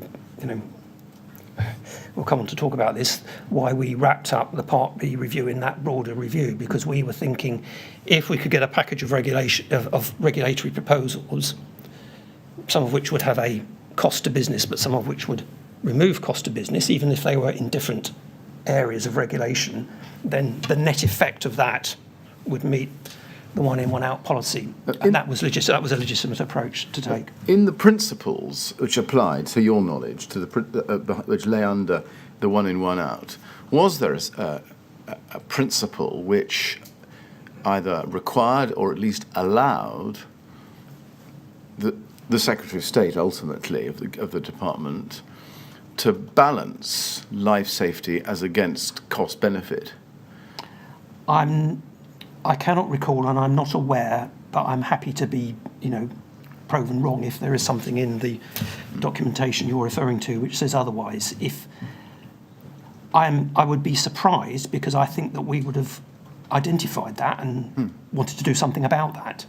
Yeah. So I'm surprised if there was such a reference, and if there was, then goodness, I wish we had thought about it. Was it open, do you agree, for ministers to agree exclusions from regulatory targets? Well, it's open for ministers collectively to decide whatever they want to decide, and if they felt that they wished to make some exceptions to those rules, then they're open to do that, as indeed happened after Grenfell, because thankfully now fire safety regulation is outside of one in, or two out, three out. As a result of Grenfell? As a result of Grenfell, yes. Right. Do I take it from that answer that your department, to the best of your knowledge, never thought of seeking exclusion from the one in, one out, one in, two out, one in, three out for approved document B, at the very least? We didn't formally say... I'm not aware that we did, and I would be very, very surprised if we had. And was your pessimism that you described earlier in not even applying or asking the Secretary of State to go to the Secretary of State for BEIS grounded in the assumption that the cost-benefit principle would always trump any consideration of life safety? Well, it certainly would have made the case for change more difficult to achieve. Certainly, that would be that was my view. Now let's turn to the red tape challenge. That was, I think, is this right, a cross-government policy designed to crowdsource the views from businesses, organisations, and the public on which regulations should be improved, kept, or scrapped. Correct. And I think you say this in your statement. If we go to page 9, paragraph 29C, you say it was launched in 2011, and you say this: while the OIOO rule, the one in, one out rule, was intended to control the flow of new regulation, the red tape challenge looked at the stock of existing regulation. A red tape challenge for construction was launched in 2012. Now, I'm assuming that's correct. Correct. It was run, I think, till 2014, wasn't it? Well, there were a number of elements to the red tape challenge. So the first element was the crowdsourcing phase that you described, where views were widely invited to be provided to the government on building regulations, as indeed other topics. And that was done in the first half of 2012, maybe the back end of 2011, but that period. Subsequent to that, then the results of that exercise were analysed, and that was a joint exercise between the department and the Cabinet Office, who were overall responsible for the red tape challenge process. And from that emerged some areas for further work. And that further work, the main part of that further work was what we called the Housing Standards Review, which indeed did run from 2012 through to 2014, and in fact some legislation was associated with that, came into force in 2015, as I remember. Right, I see. Were you aware at any time that the Regulatory Reform Fire Safety Order 2005 was explicitly excluded from the red tape challenge process by ministers in 2012? I was aware of that. Right. Did you wonder how come that got excluded? That was in relation to a very specific piece of legislation, the Regulatory Reform Fire Safety Order, which was introduced in 2005, following, as I understand it, a consolidation and repeal of a lot of existing fire safety legislation, the Fire Precautions Act, which I think dated back to the 1970s. 1971. 1971, thank you. So I presume the argument advanced was that, we've had this major piece of legislative change which has actually done what the red tape challenge is looking to achieve, i.e. to simplify and improve an existing corpus of legislation. It's a bit soon to be putting it through a red tape challenge process. That didn't apply to building regulations because obviously a much wider scope of building regulations. We would need to look at the building regulations as a whole, or the red tape challenge would look at the building regulations as a whole, rather than looking at individual components of the regulations. So the two things I think were conceptually different. Right, I see. Does it come to this, that the Regulatory Reform Fire Safety Order 2005, in a sense, had the clue in the title? It had already been pre-reformed. Yes. And that's why it was possible to obtain an exemption for it, whereas approved document B, the building regulations, and indeed the Building Act, were not. I was not involved in the exchanges and the advice that was put to the Fire Safety Minister at that point, or the advice that he put to his Cabinet Office colleagues. But the way you describe it sounds eminently plausible to me. Right. And is it for that reason that nobody in the department thought of applying for an exemption for the building regulations and the approved documents from the red tape challenge? Well, can I, again, there's a sort of question of phasing here. So taking the building regulations as a whole, and that's what the red tape challenge was about, then no. Right. As you may, we may want to discuss later on, the principal output from the red tape challenge was the Housing Standards Review, which was launched in 2012. And you will have seen, no doubt, that the terms of reference for the Housing Standards Review explicitly excluded standards relating to safety from that process. And that was explicit in the terms of reference. So although, as it were, approved document B was not exempted from the red tape challenge phase 1, it was exempted from what frankly was the most important part of the red tape challenge, which was the Housing Standards Review. Right. Thereafter. Cutting forward and keeping it as brief as I can, because we'll investigate it in detail later, was there any part of the review of approved document B, as promised by the Secretary of State to the Lakanal coroner, that was caught by the red tape challenge? No. No, I can't recall whether there were any comments that came through through the crowdsourcing about Part B at the time. And we'll come to it, but what about the one in 2 out and 3 out, as it had become? Well, when we would, if we had come forward with a new version of approved document B, then my view would have been, and still is, that we would have had to have gone through that 1 in, 1 out, etc. challenge and process before we would have had all collective authority to publish it. So again, in summary, I think you're saying that notwithstanding that the review of approved document B was pursuant to a coroner's recommendation accepted by the Secretary of State, it would still have been subject to the 1 in, 2 out and 3 out principles? I believe so, yes. Yes. And was that ever actually the subject of discussion with either the director or the relevant minister? Obtaining an exemption for that review on the basis that it was in response to a ministerially promised response to a coroner? Well, we certainly didn't discuss that option, and we didn't put that option to ministers. I accept that entirely.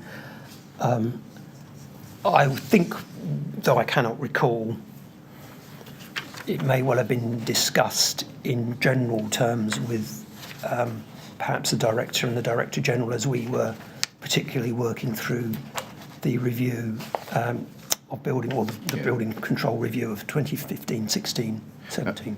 Now we're going to come into some history and facts now, I think. Can we start by looking, please, at HOM 402076? And this is an email from... Yeah, thank you. The second email down is an email from Victoria Moyo to a number of people, including you and Anthony Bird. Can you see that? Yes. Dated the 11th of May, 2012. Yes. And she says, "Dear all, please find attached the internal briefing pack for the building regs Star Chamber on Monday." And if you scroll down to the third paragraph of the email, it says, "To be aware, Oliver Letwin will be calling Andrew Stunnell on Sunday." Just pausing there. Is that how you pronounce it? Stunnell? I believe so, yes. Right, good. On Sunday to discuss ahead of Star Chamber. And then in bold, any elephant traps we need to make Andrew aware of. Can you please have a think and let me know so I can get back to Kerr? Kerr, yeah. Kerr, right, that's another question I had. Attendees from our side are Peter, Ant, that's Anthony Bird, I think, Bob, L, which is, I think, is you. It's yes. me. Yeah. Now, first, who is Kerr? So Kerr would be the private secretary for Andrew Stunnell. Right. Kerr Kendrick, I think his name was. Right. Do you understand, or what did you understand Miss Moyo to mean when she asks whether there are any elephant traps we need to make Andrew aware of? Okay, so I should have said, and apologies, that in parallel to the sort of public-facing aspect of phase 1 of the red tape challenge process, we also did some internal work. and that would have been the briefing pack, which is referred to in the first sentence of Ms. Mulholland's email. So, and then the meeting between Oliver Letwin and Andrew Stunnell would have been probably looking at sort of both what was emerging from the public-facing work and also sort of some internal thinking. So that would be that's just to give you a little bit of context. The elephant traps, I think, would be shorthand. Is Oliver Letwin going to ask Andrew Stunnell something, that could be awkward, or something we think Oliver Letwin might have some particular ideas or issues which he wants to raise with Andrew Stunnell, and we ought to ensure that our minister was aware of those, so he would be forearmed and briefed. Right. Oliver Letwin's role in this was what, in a nutshell? He was minister. Well, he had a very, very broad role, as you will know, under the Cameron government, and that included sort of regulatory policy. Right. Generally, he was based in the Cabinet Office. Right. It's called Star Chamber. Yes. As a student of modern history, you will know absolutely recognise that. Yes. What was Star Chamberish about this process? So basically, the idea would be that the minister, in this case Andrew Stunnell, and indeed his successors, with officials, supporting cast of officials, would have a meeting with Oliver Letwin, supported by Cabinet Office officials, and at that, Oliver Letwin and Cabinet Office officials would quiz us, the department, on, well, these are the issues emerging from our red tape challenge analysis. Broadly, did you agree with them? What are you going to do about them? What can we do with them? So it was that sort of process. I see. So he was the Henry VIII character, as it were. I don't think I would ever equate Oliver Letwin with Henry VIII, but he was the interrogator. Yes, all right. Quite rightly so. Was this an opportunity to raise concerns you may have had about the impact of deregulation on fire safety? I'm pretty sure that Andrew Stunnell, if Andrew Stunnell had been worried that what we were being required to do could have had a detrimental effect on building regulations, not just in this fire safety area, but in any other area, I'm pretty sure he would have raised those. Let's go to the briefing pack.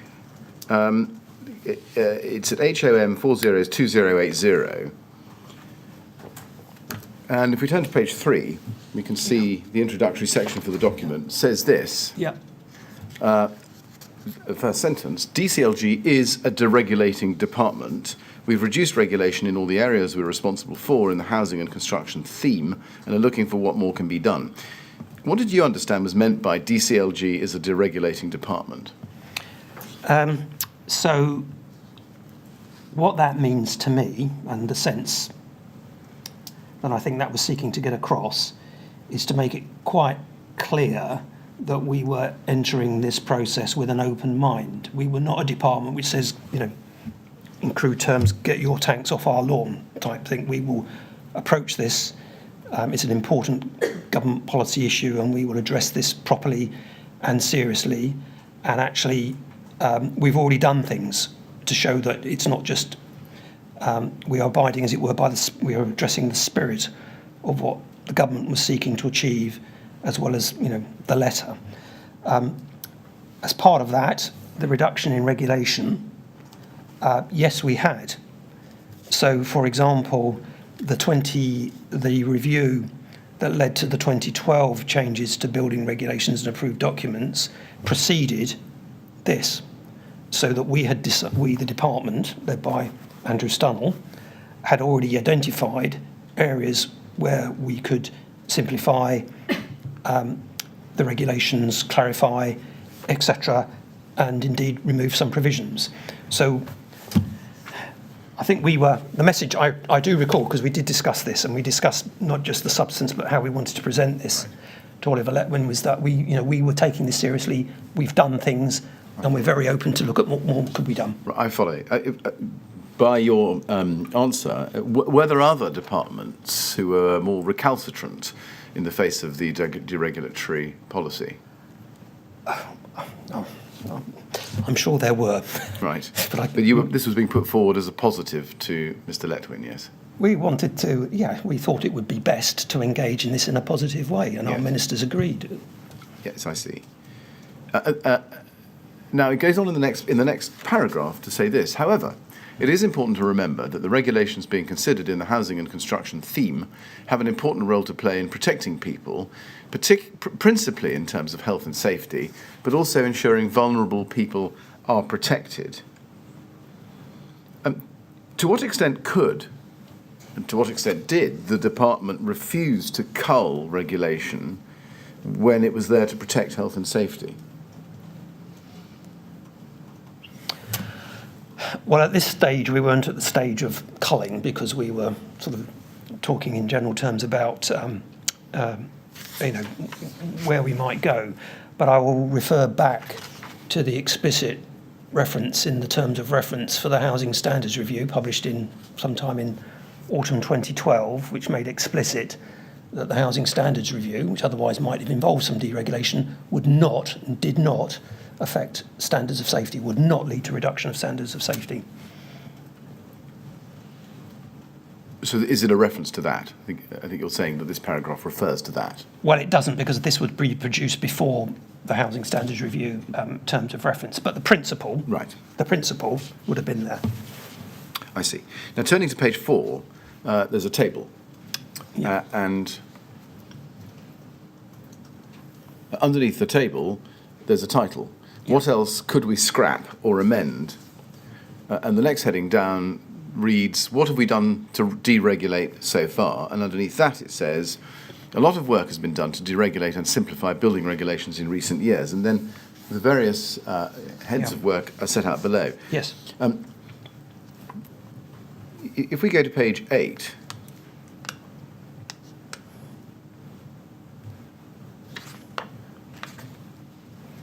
there's a title or sentence in bold, I think, in the middle of the page, which says, is there anything else we could scrap or amend, e.g. introduce radical ideas like insurance to replace building control?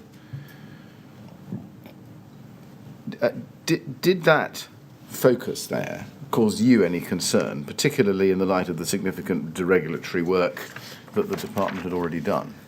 No, because we were asked, quite rightly so, to think broadly about options for ministers to consider. Right. And the fact of the matter is that some of these things are, if ministers had so chosen, they didn't, but if they had so chosen, these would be options, these were potential options for them.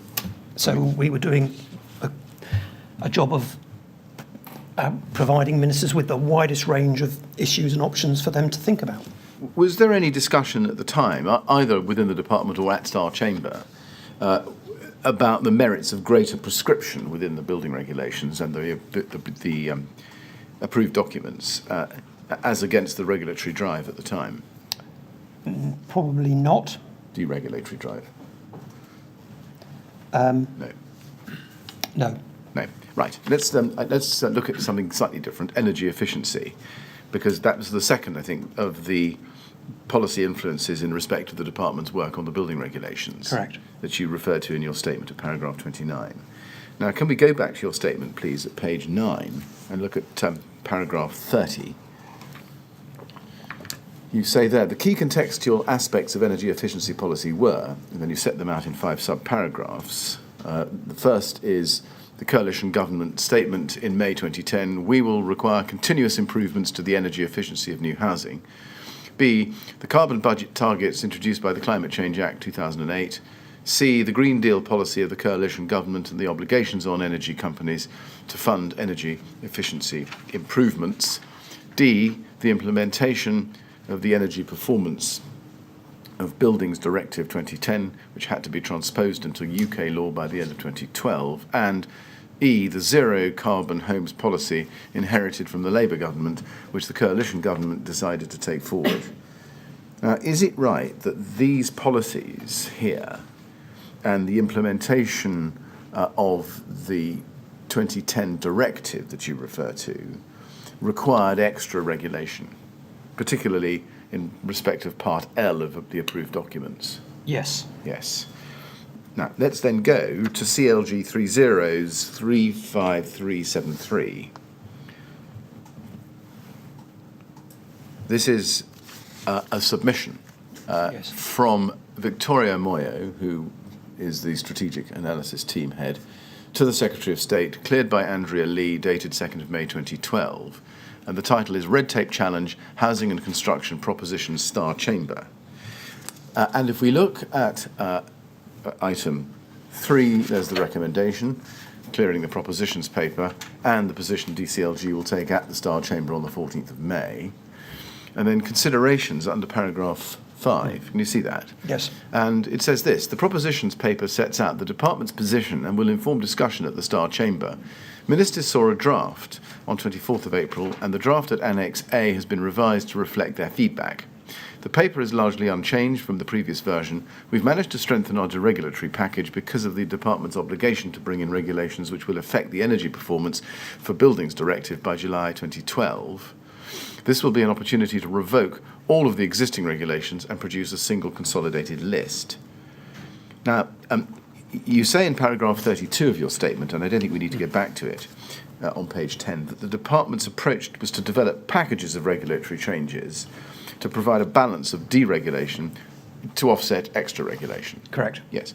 Now, did increased regulation in the area of energy efficiency, and particularly Part L to the approved documents, mean that regulatory cuts had to be found in other parts of the building regulations and the guidance?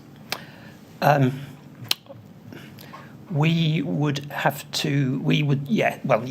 I'm hesitating because, cuts is a strong term. All right. What we sought to do, and we did this in the 2012 package, is we sought to find areas where we could either simplify the regulations, simplify guidance, which could produce offsetting savings under the net equivalent annual cost to business metric, which would offset the costs of the increased energy efficiency proposals, which were eventually introduced in the associated changes to Part L in 2013. I see. And in 2013, were any deregulatory changes made to Part B to cater for the, as an offsetting saving, to cater for the incoming changes in Part L? That package, there were 2 changes to Part B, or approved document B. One was the need to introduce the European classification system for internal wall linings, which I think, other than a sort of familiarisation cost, was probably pretty much cost neutral.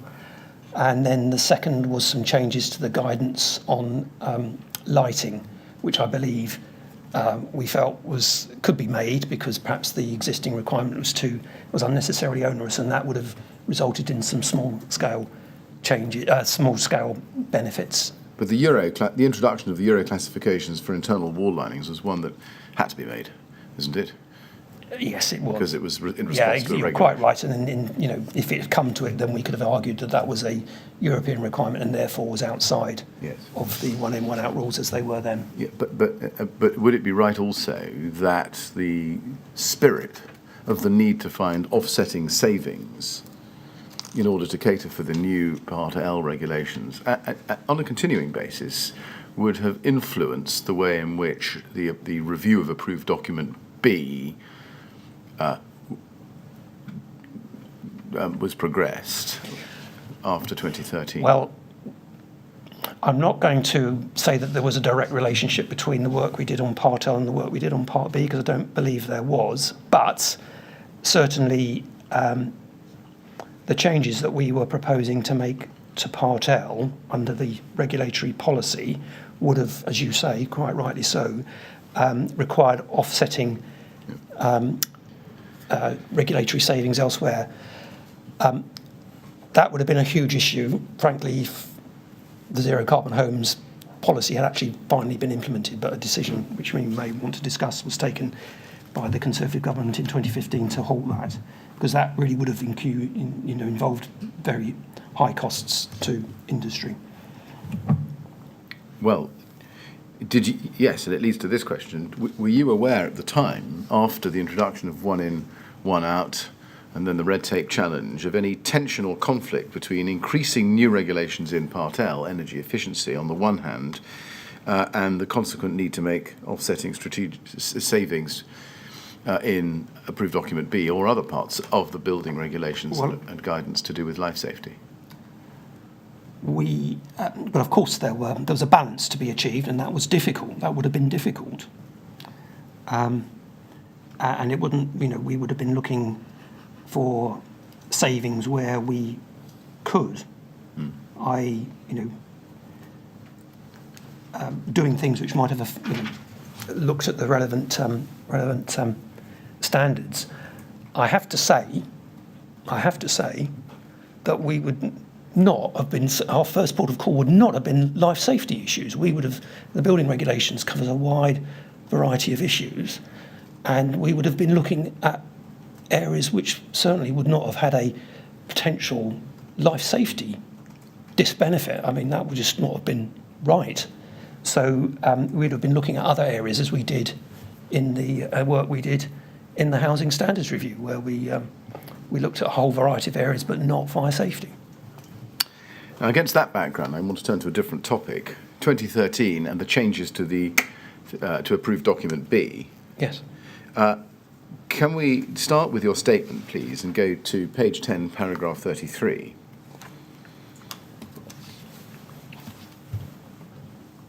And it has a heading, D, Coalition Government, Building Regulations, Deregulation Review 2011 to 2013. And then you say at paragraph 33, in December 2010, the then Building Regulations Minister, Andrew Stunnell, announced plans for a programme of work on the building regulations. This followed an invitation for ideas issued on 29th of July 2010. His statement said that the programme, quotes, will have a particular focus on deregulation and streamlining of the technical and procedural aspects of the regulations. And you identify in the footnote the web page which is accessible to all who want to see it. And at 34, you say this. This led to the 2011 to 2013 review of the building regulations. The review was a comprehensive exercise in terms of coverage, but did not involve an in-depth review of all of the technical standards. The aim was to identify, quotes, quick wins, unquotes, for deregulation and system improvement. Now, in what way were the changes quick wins? So these were changes that we felt that we could undertake without having to do the sort of in-depth technical review that we would need to do if we were going to have a wholesale change to an approved document. So, for example, in that time frame, there was no way that we could have done an in-depth technical review of approved document B. It was just too big a job. So therefore, we identified, there were two changes which we've discussed, which, were relatively small scale. We're not looking at the whole document, and that was the approach that we looked at across the whole suite of, across the approved documents and building control system arrangements. Right, I see. So the aim of this review, the Stunnell review, if I can call it that, was to identify what you refer to as quick wins. Correct. Right. Was the scope of that review wide enough in order to offset extra regulation required in respect of energy efficiency? Indeed. Right. Now, you say that it didn't involve an in-depth review of the regulations. In fact, is it right that it didn't aim to review the technical substance of the regulations or the guidance to any extent, other than to find things to deregulate easily and quickly? Do you mind just scrolling through, because perhaps onto the next page, just to remind myself of exactly what we covered? Yes, of course. I mean, okay. You can see down to bottom of page 10, but go to page 11. Yeah. And you do cover F and G, two energy points. Most of those things in that list are actually system issues. They're about the way the building control system operated, rather than changes to the technical requirements, other than the very minor changes that we've talked about for Part B. And again, the changes in Part A were very much we're moving from a national-based code system to Eurocode. So that was that wasn't changing the technical standards. It would just says it's this technical standard which applies now, rather than that. Yes, I see. Now, were there any concerns in your division that the regulations were not being looked at in any way other than deregulatorily? In other words, to look the things to scrap without an in-depth review?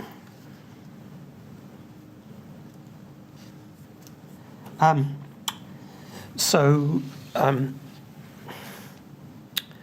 know that this approach sort of cut across to an extent the approach which was set out in the Future Building Control Review of 2008, which talked about a process of ongoing reviews in quite a structured way. Of course, it's perfectly open for a new government to say, well, that's what the last government said, but we're going to do something different. So there's nothing wrong in that at all. But obviously, what that meant, I'm sure, absolutely understand why members of the team may have felt, well, is this going to inhibit our ability or the time when we can do perhaps some of the more in-depth work which we need to do on some of the approved documents? I see. Now, if you go to paragraph 36 of your statement, lower down page 11, if we can scroll down to that, you say, this review led to changes in building regulations and ADs which were made in December 2012, coming into force in spring 2013. They were seen as delivering an even better and more cost-effective way of ensuring our buildings remain safe and sustainable, and that's a quotation from Don Foster, a ministerial statement in December 2012. And then you say this: excluding the energy efficiency requirements, the review realised annual savings to business estimated in the impact assessment to be around £50 million per annum. Now, that's your evidence there. Let's look at what you say about the changes. If we go, please, to page 13 of your statement, paragraph 46, you identify them there at A to C. Changes, and you call them minor and technical, so far as ADB is concerned. Changes in relating to the fire classification of internal wall coverings to move to a European classification, which were reflected in minor changes to ADB. Changes to requirements on spacing of lighting diffusers, technical changes suggested by the lighting industry, which were made through changes to ADB. And then over the page at C, repeal of local acts, which allowed for specific requirements to be set for particular areas, for example, London.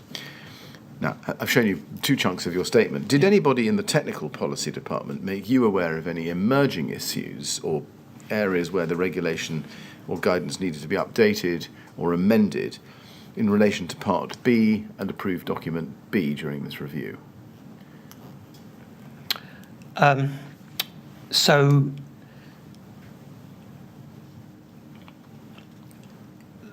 I would have been made aware of the fact that there were technical issues which would need to be addressed in relation to Part B, because that's why we started the research process in 2012, which obviously falls into this period. So in that respect, yes, but as I said earlier, my recollection of the nature of those research projects was, we think there's an issue here, we need to understand it better.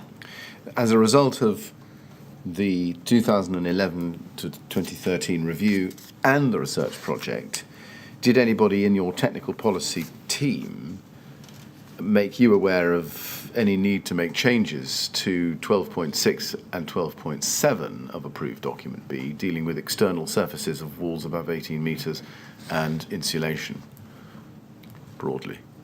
I don't recall that.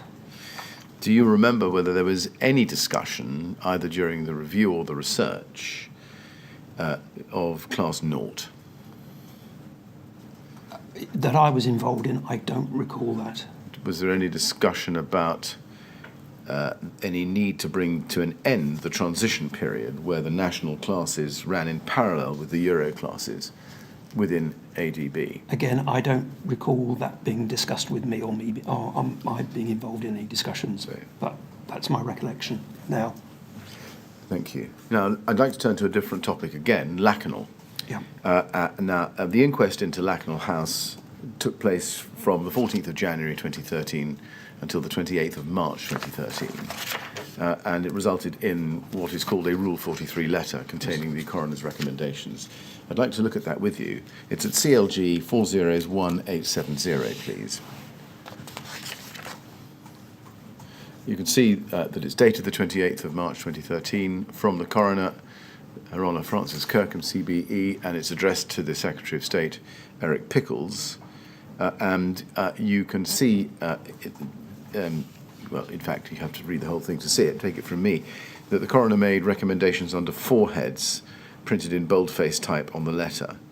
The one that was directed to the department related to the building regulations and approved document B. And we can see that if we go, please, to page 3 of the Rule 43 letter. There it is, second down, building regulations and approved document B.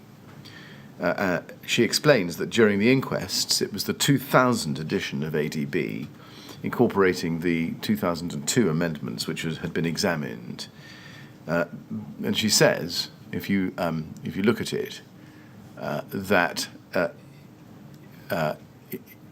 in the 3 lines up from the bottom of the first paragraph, however, ADB is a most difficult document to use.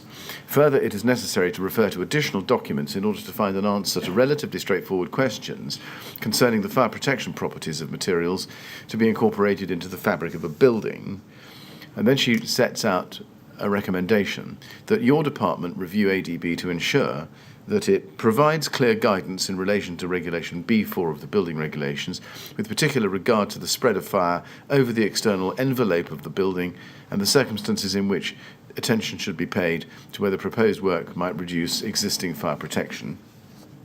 Second bullet is expressed in words and adopts a format which are intelligible to the wide range of people and bodies engaged in construction, maintenance and refurbishment of buildings, and not just to professionals who may already have a depth of knowledge of building regulations and building control matters. And then final bullet point, provides guidance which is of assistance to those involved in maintenance or refurbishment of older housing stock, and not only those engaged in design and construction of new buildings. Now I'm going to look at each of those, on those which you accepted and those which you did not. Now, first, can I take it that you're familiar with this letter? Yes. Yes. Did you read it at the time? I would have read it at the time. Right. Then let's look next at the department's opening submissions to this module of this inquiry. Let's look at that at CLG 3036387.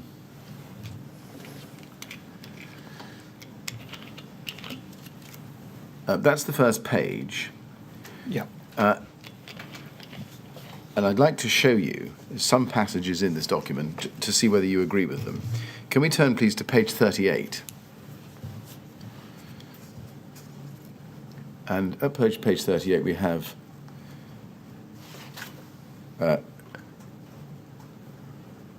page 36. And on page 36 we have paragraph 112A to E, which sets out the department's position. Now, I'm afraid it's at some length, but I am going to read it to you because I have questions about it for you. And it says this: having given extensive consideration to the response to the Lacknell House coroner's recommendations issue, the department's position is that A, the department's response to the coroner was inadequate and should have clearly set out whether each recommendation had been accepted, to what extent, and any relevant reasoning. B, in particular, the department should not have worked on the basis that recommendation 4 related to the 2000 and not the 2006 version of ADB, nor should it have concluded that the exercise to clarify and simplify ADB in its 2006 iteration was not safety critical and therefore not urgent, without making that position clear in its response to the coroner and thereby affording her an opportunity to comment on a fully informed basis. C, without having made its position clear in its response, the department should have treated the work to clarify and simplify ADB as an urgent priority, and so should not have decided to fold the work into a broader review expected to take at least another 3 years. D, subsequent delays to the original timetable should have been highlighted to ministers and led to a reconsideration of whether changes to ADB required more urgent progression. E, the department missed the opportunity to look beyond the recommendations made by the coroner and to consider how widespread the use of non-compliant materials on high-rise residential buildings was and the associated fire safety risks. Now, do you agree with each of those admissions? Can we go back to the start of the passage, please? Page 36, please.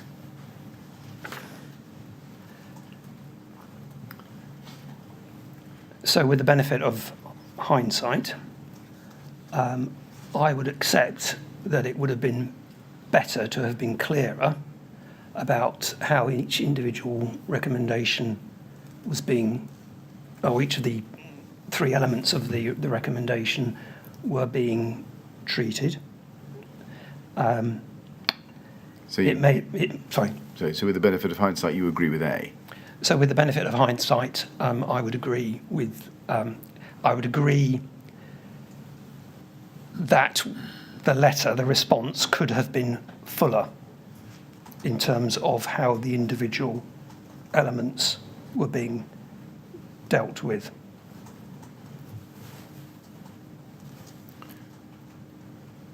Right. I've read you B, C, D, and E. Do you agree with each of those, or is there any one of those with which you would express disagreement?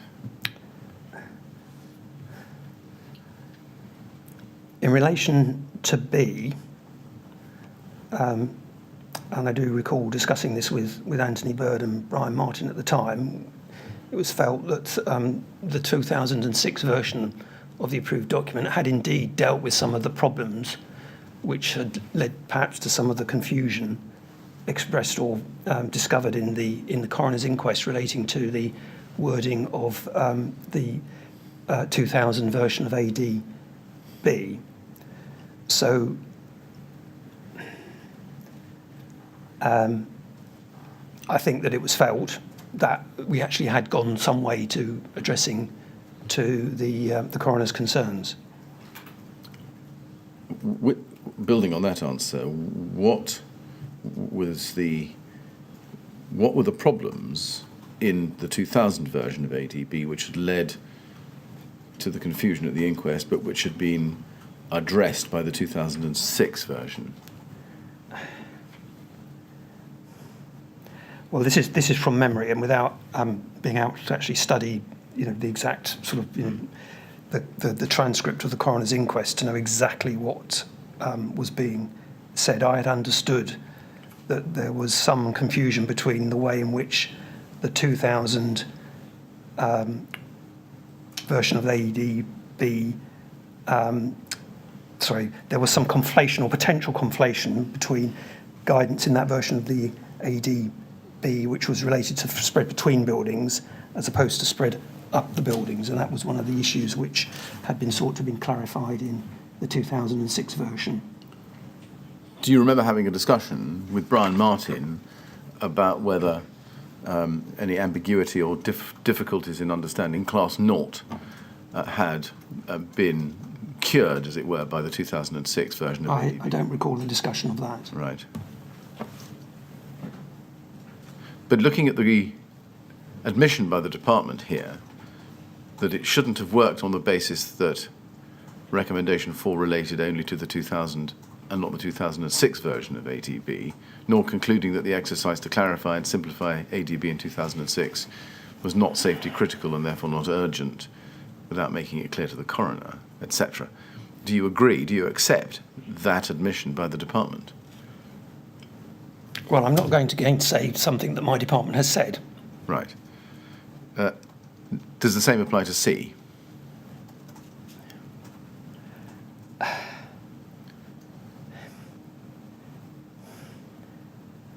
I mean, obviously, I was not involved, quite rightly so, in preparing this statement, so I don't know how far, in preparing that position, there was an investigation of the circumstances in which we took the decision that we could deal with the coroner's inquest requirements as part of that long-term or longer-term review of ADB.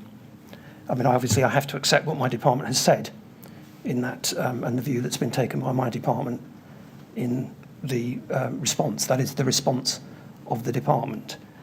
Well, it is, but what I'm really seeking to get from you, given that you were deputy director at the time, and that therefore, well, do you accept these matters fell within your responsibility? Of course, I accept they fell within my responsibility, and I'm accountable for the advice that we provided at that time. Absolutely, of course. We considered at that time that the best way of taking this forward, for a variety of reasons, which I'm happy to go into, that the work to deal with the coroner's recommendation could be and would be best to be accommodated within a fuller review of ADB rather than a very specific review of the guidance related to requirement B4. Well, let me try it this way.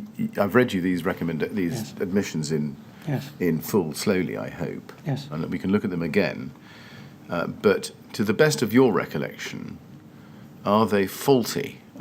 Is there anything you can recall which you think the department has failed to take into account, or which you think the department has taken into account it shouldn't have taken into account, which would undermine the validity of these admissions? Well, I'm not Your- going to say anything that will undermine the validity of these admissions. Right. Clearly, this is a department statement, and I'm not going to gainsay that. Very well. Now, if we look at your witness statement at page 33, going back 3 pages, paragraph 96, Mr. Ledsome, can we do that? You say there,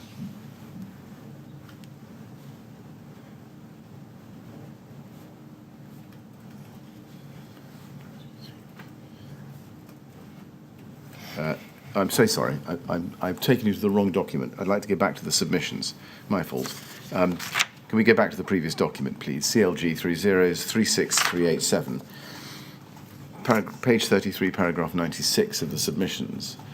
And they say this in the 4th line. Officials agreed that further general improvements could be made to the clarity and presentation of ADB, and the document had already been earmarked for redrafting in accordance with the department's new style guide, but they did not agree that in its 2006 iteration it was so inaccessible that a competent professional for whom the document was produced would not be able to understand the guidance it provided. This led officials to conclude that there was nothing about recommendation 4 that was safety critical.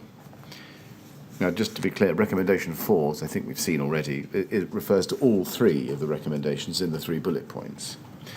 Now, as we know, you were an official at the time.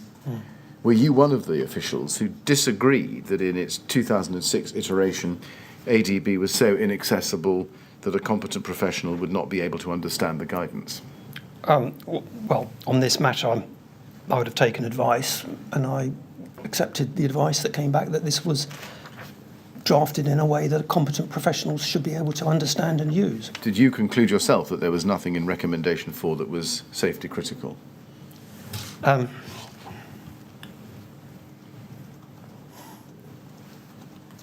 I concluded that the approach that we proposed, and which was agreed by ministers to in the response to that recommendation, was an appropriate, at that time, was an appropriate way of dealing with it. You say you would have taken advice that this was drafted in a way that a competent professional should be able to understand. Who did you receive that advice from? Well, I discussed it with Anthony Bird and Brian Martin. Right. So when you say the advice that came back, it's those officials. Yes.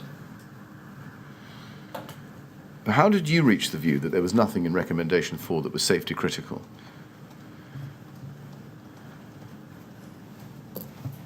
Well, I would... Sorry, can we go back to recommendation 4?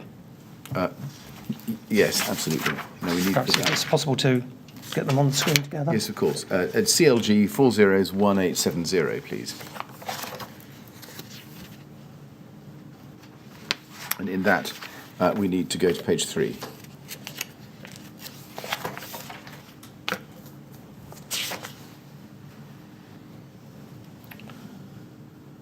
Okay. So in relation to the 3 bullets there, the first, as I say, in discussion with my colleagues, I was happy that, with the advice I received, or we discussed, that the changes to the approved document B in 2006 had indeed addressed some of this. That's not to say it couldn't be improved, but had addressed some of this. So that was the first point. The second... Just pausing there, if I can. Discussion with colleagues. I'm assuming that's Brian Martin. Yes, sorry. Yes, right now. yes, Just doing the best you can with your recollection. Did that discussion involve any aspect, any element of approved document B, which the 2006 version had addressed? Was there a discussion that there was a particular problem in 2000 or 2002 that had lain waiting for amendment in 2006, but which that 2006 amendment cured? Well, I made the sort of general point earlier on, which was what I understand had been part of the problem that had caused confusion at the Lakanal inquest, but I don't recall any discussion that there were other things that had been done in the 2006 version to cure, as it were, other problems with the 2000 version. I mean, did you interrogate their advice and say to them, look, Anthony, look, Brian, I just want to know, just show me the 2000 version, show me the 2006 version, and point out to me what it is about the 2000 version that's cured by the 2006? I don't think we went. I went to that degree of detail. Right. So, essentially, is this right, that you accepted their assurances? I think that's probably correct. Without going into the detail yourself? No, I'm not going to pretend that I interrogated the detail of regulation of that section of the AD at that point. Did you ever say to any minister expressly that you did not believe there was anything in recommendation 4 here on the screen that was life safety critical?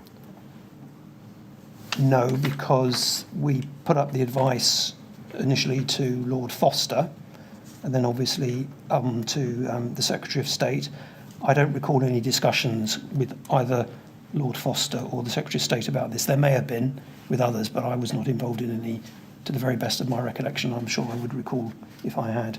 We will look at the ministerial submission to Lord Foster in a moment. Sure. Did you seek to advise the minister to respond to the coroner and tell her that recommendation 4 was not safety critical?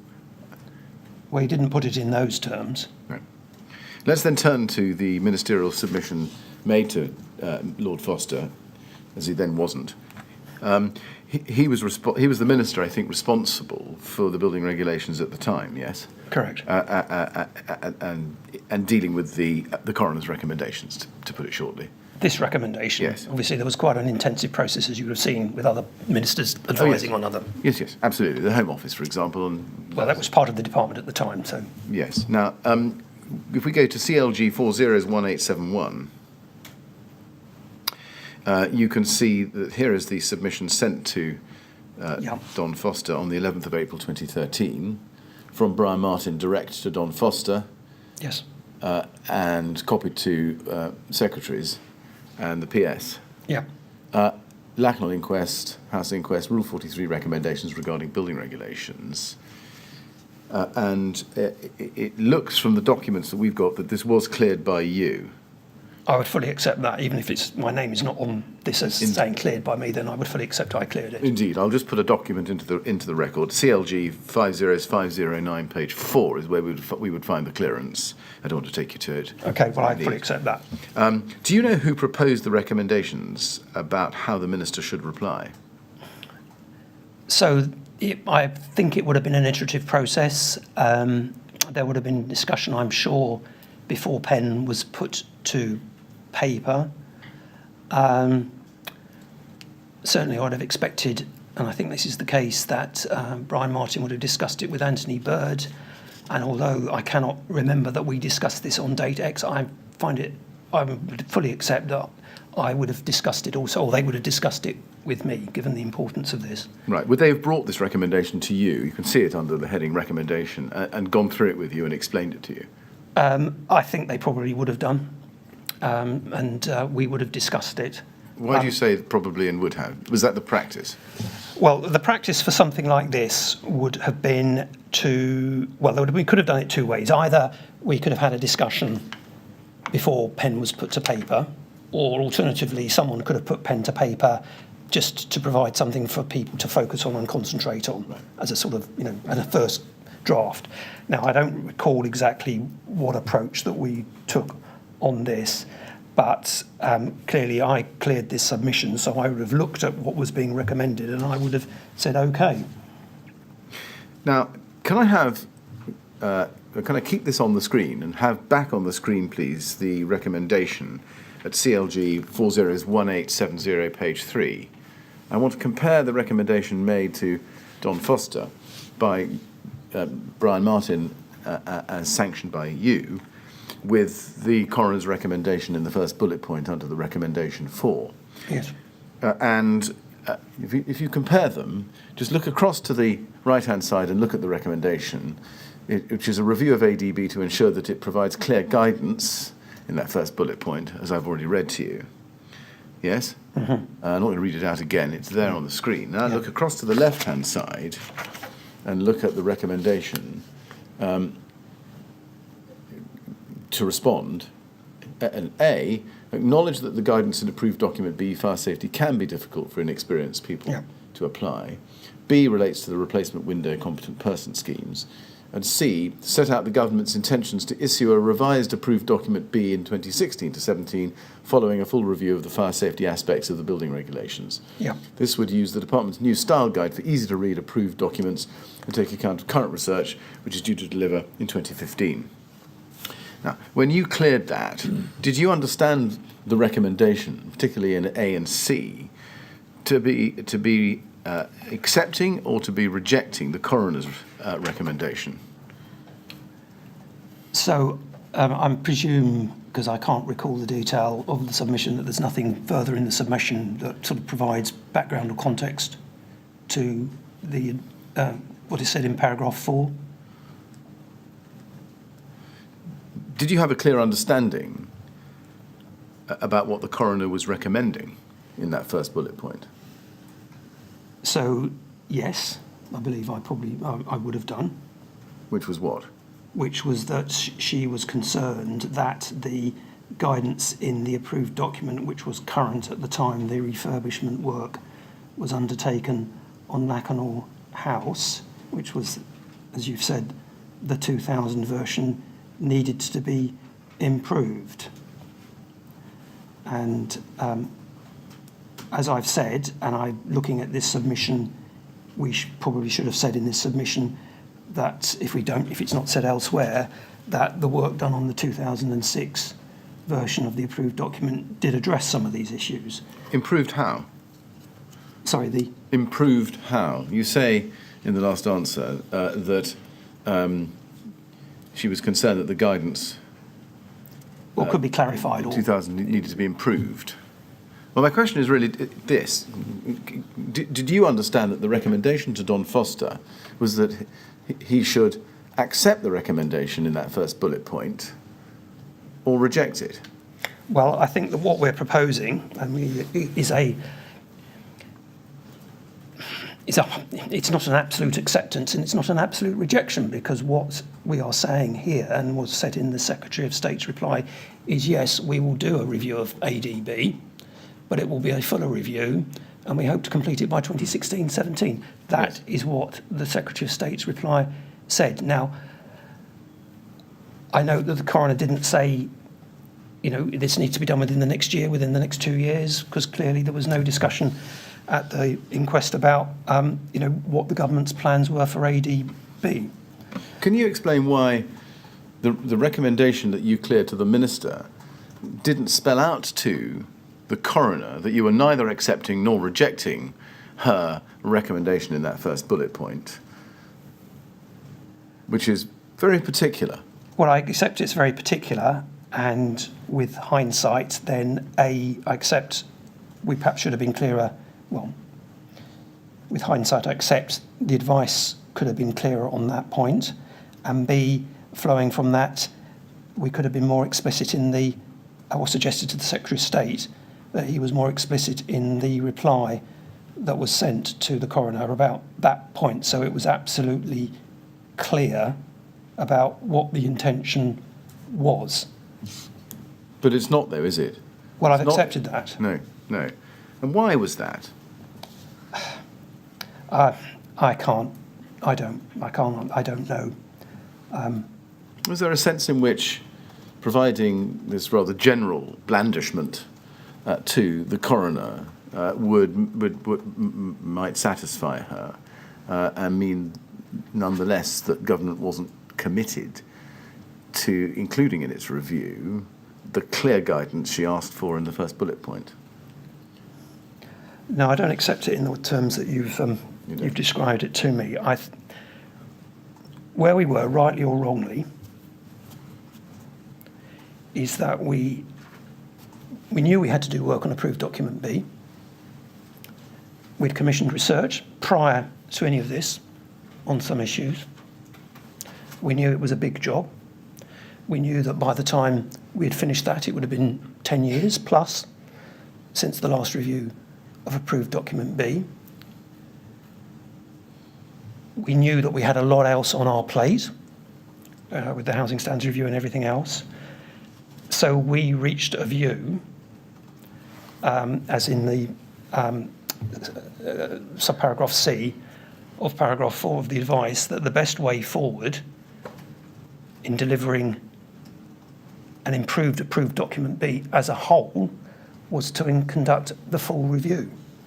So that would, and yes, that meant that the judgment we took then, from all of the experience that we had of the length of time it took to undertake those types of pieces of work, for example, research which would not report until 2015, that timescale of 2016, 2017 was a reasonable timescale to suggest for the review of ADB. And just one or two questions, if I may, before the break. It's right to think, as a matter of chronology, that the date of this letter was almost 4 years after the fire at Lacknell House, in which 6 people died. Correct. And the date of the promised review, 2016-2017, would be 7 or 8 years after those fatalities. Was there not a case, did you consider taking the first bullet point and reviewing ADB to ensure that that specific recommendation was carried out in a revision without necessarily having to go through the whole process of amending or reviewing approved document B wholesale, which is, after all, not something that the coroner asked for? I accept that the coroner was obviously focused on ADB, the guidance on requirement B4 as opposed to ADB as a whole. I mean, I've thought long and hard about this. It wouldn't have been a straightforward job just to have done a change to section B4. We would have still had to go through all of that process, which we talked about earlier in terms of, justifying costs and benefits and all of that stuff. So it would not have been a 5-minute job and we can get a change to ADB out of the door. We were focused on this in terms of the overall programme of work. Looking at it now, yes, perhaps we should have taken a harder look at this and been bolder about saying, well, actually, can we do something more quickly with this, even if it means, for example, that all the other things that we've got on our plate or priorities, we have to say, sorry, we've got to put those down the track. And clearly, we did not put those options to ministers, and perhaps we should. I mean, given that this was life safety, I think the question really is, why was that exercise not the matter of utmost priority? Well, it's very difficult for me to say. We thought we were doing the right thing in the way that we were trying to approach this recommendation. I accept all that you say about it. That was the view that we took at the time. Mr. Chairman, is that a convenient moment? Yes, I think it is. Right, Mr. Ledsome, well, it's time we had a break. We can all get some lunch. We'll stop now and resume, please, at 2:05. And again, please don't discuss your evidence or anything relating to it with anyone over the break. Thank you.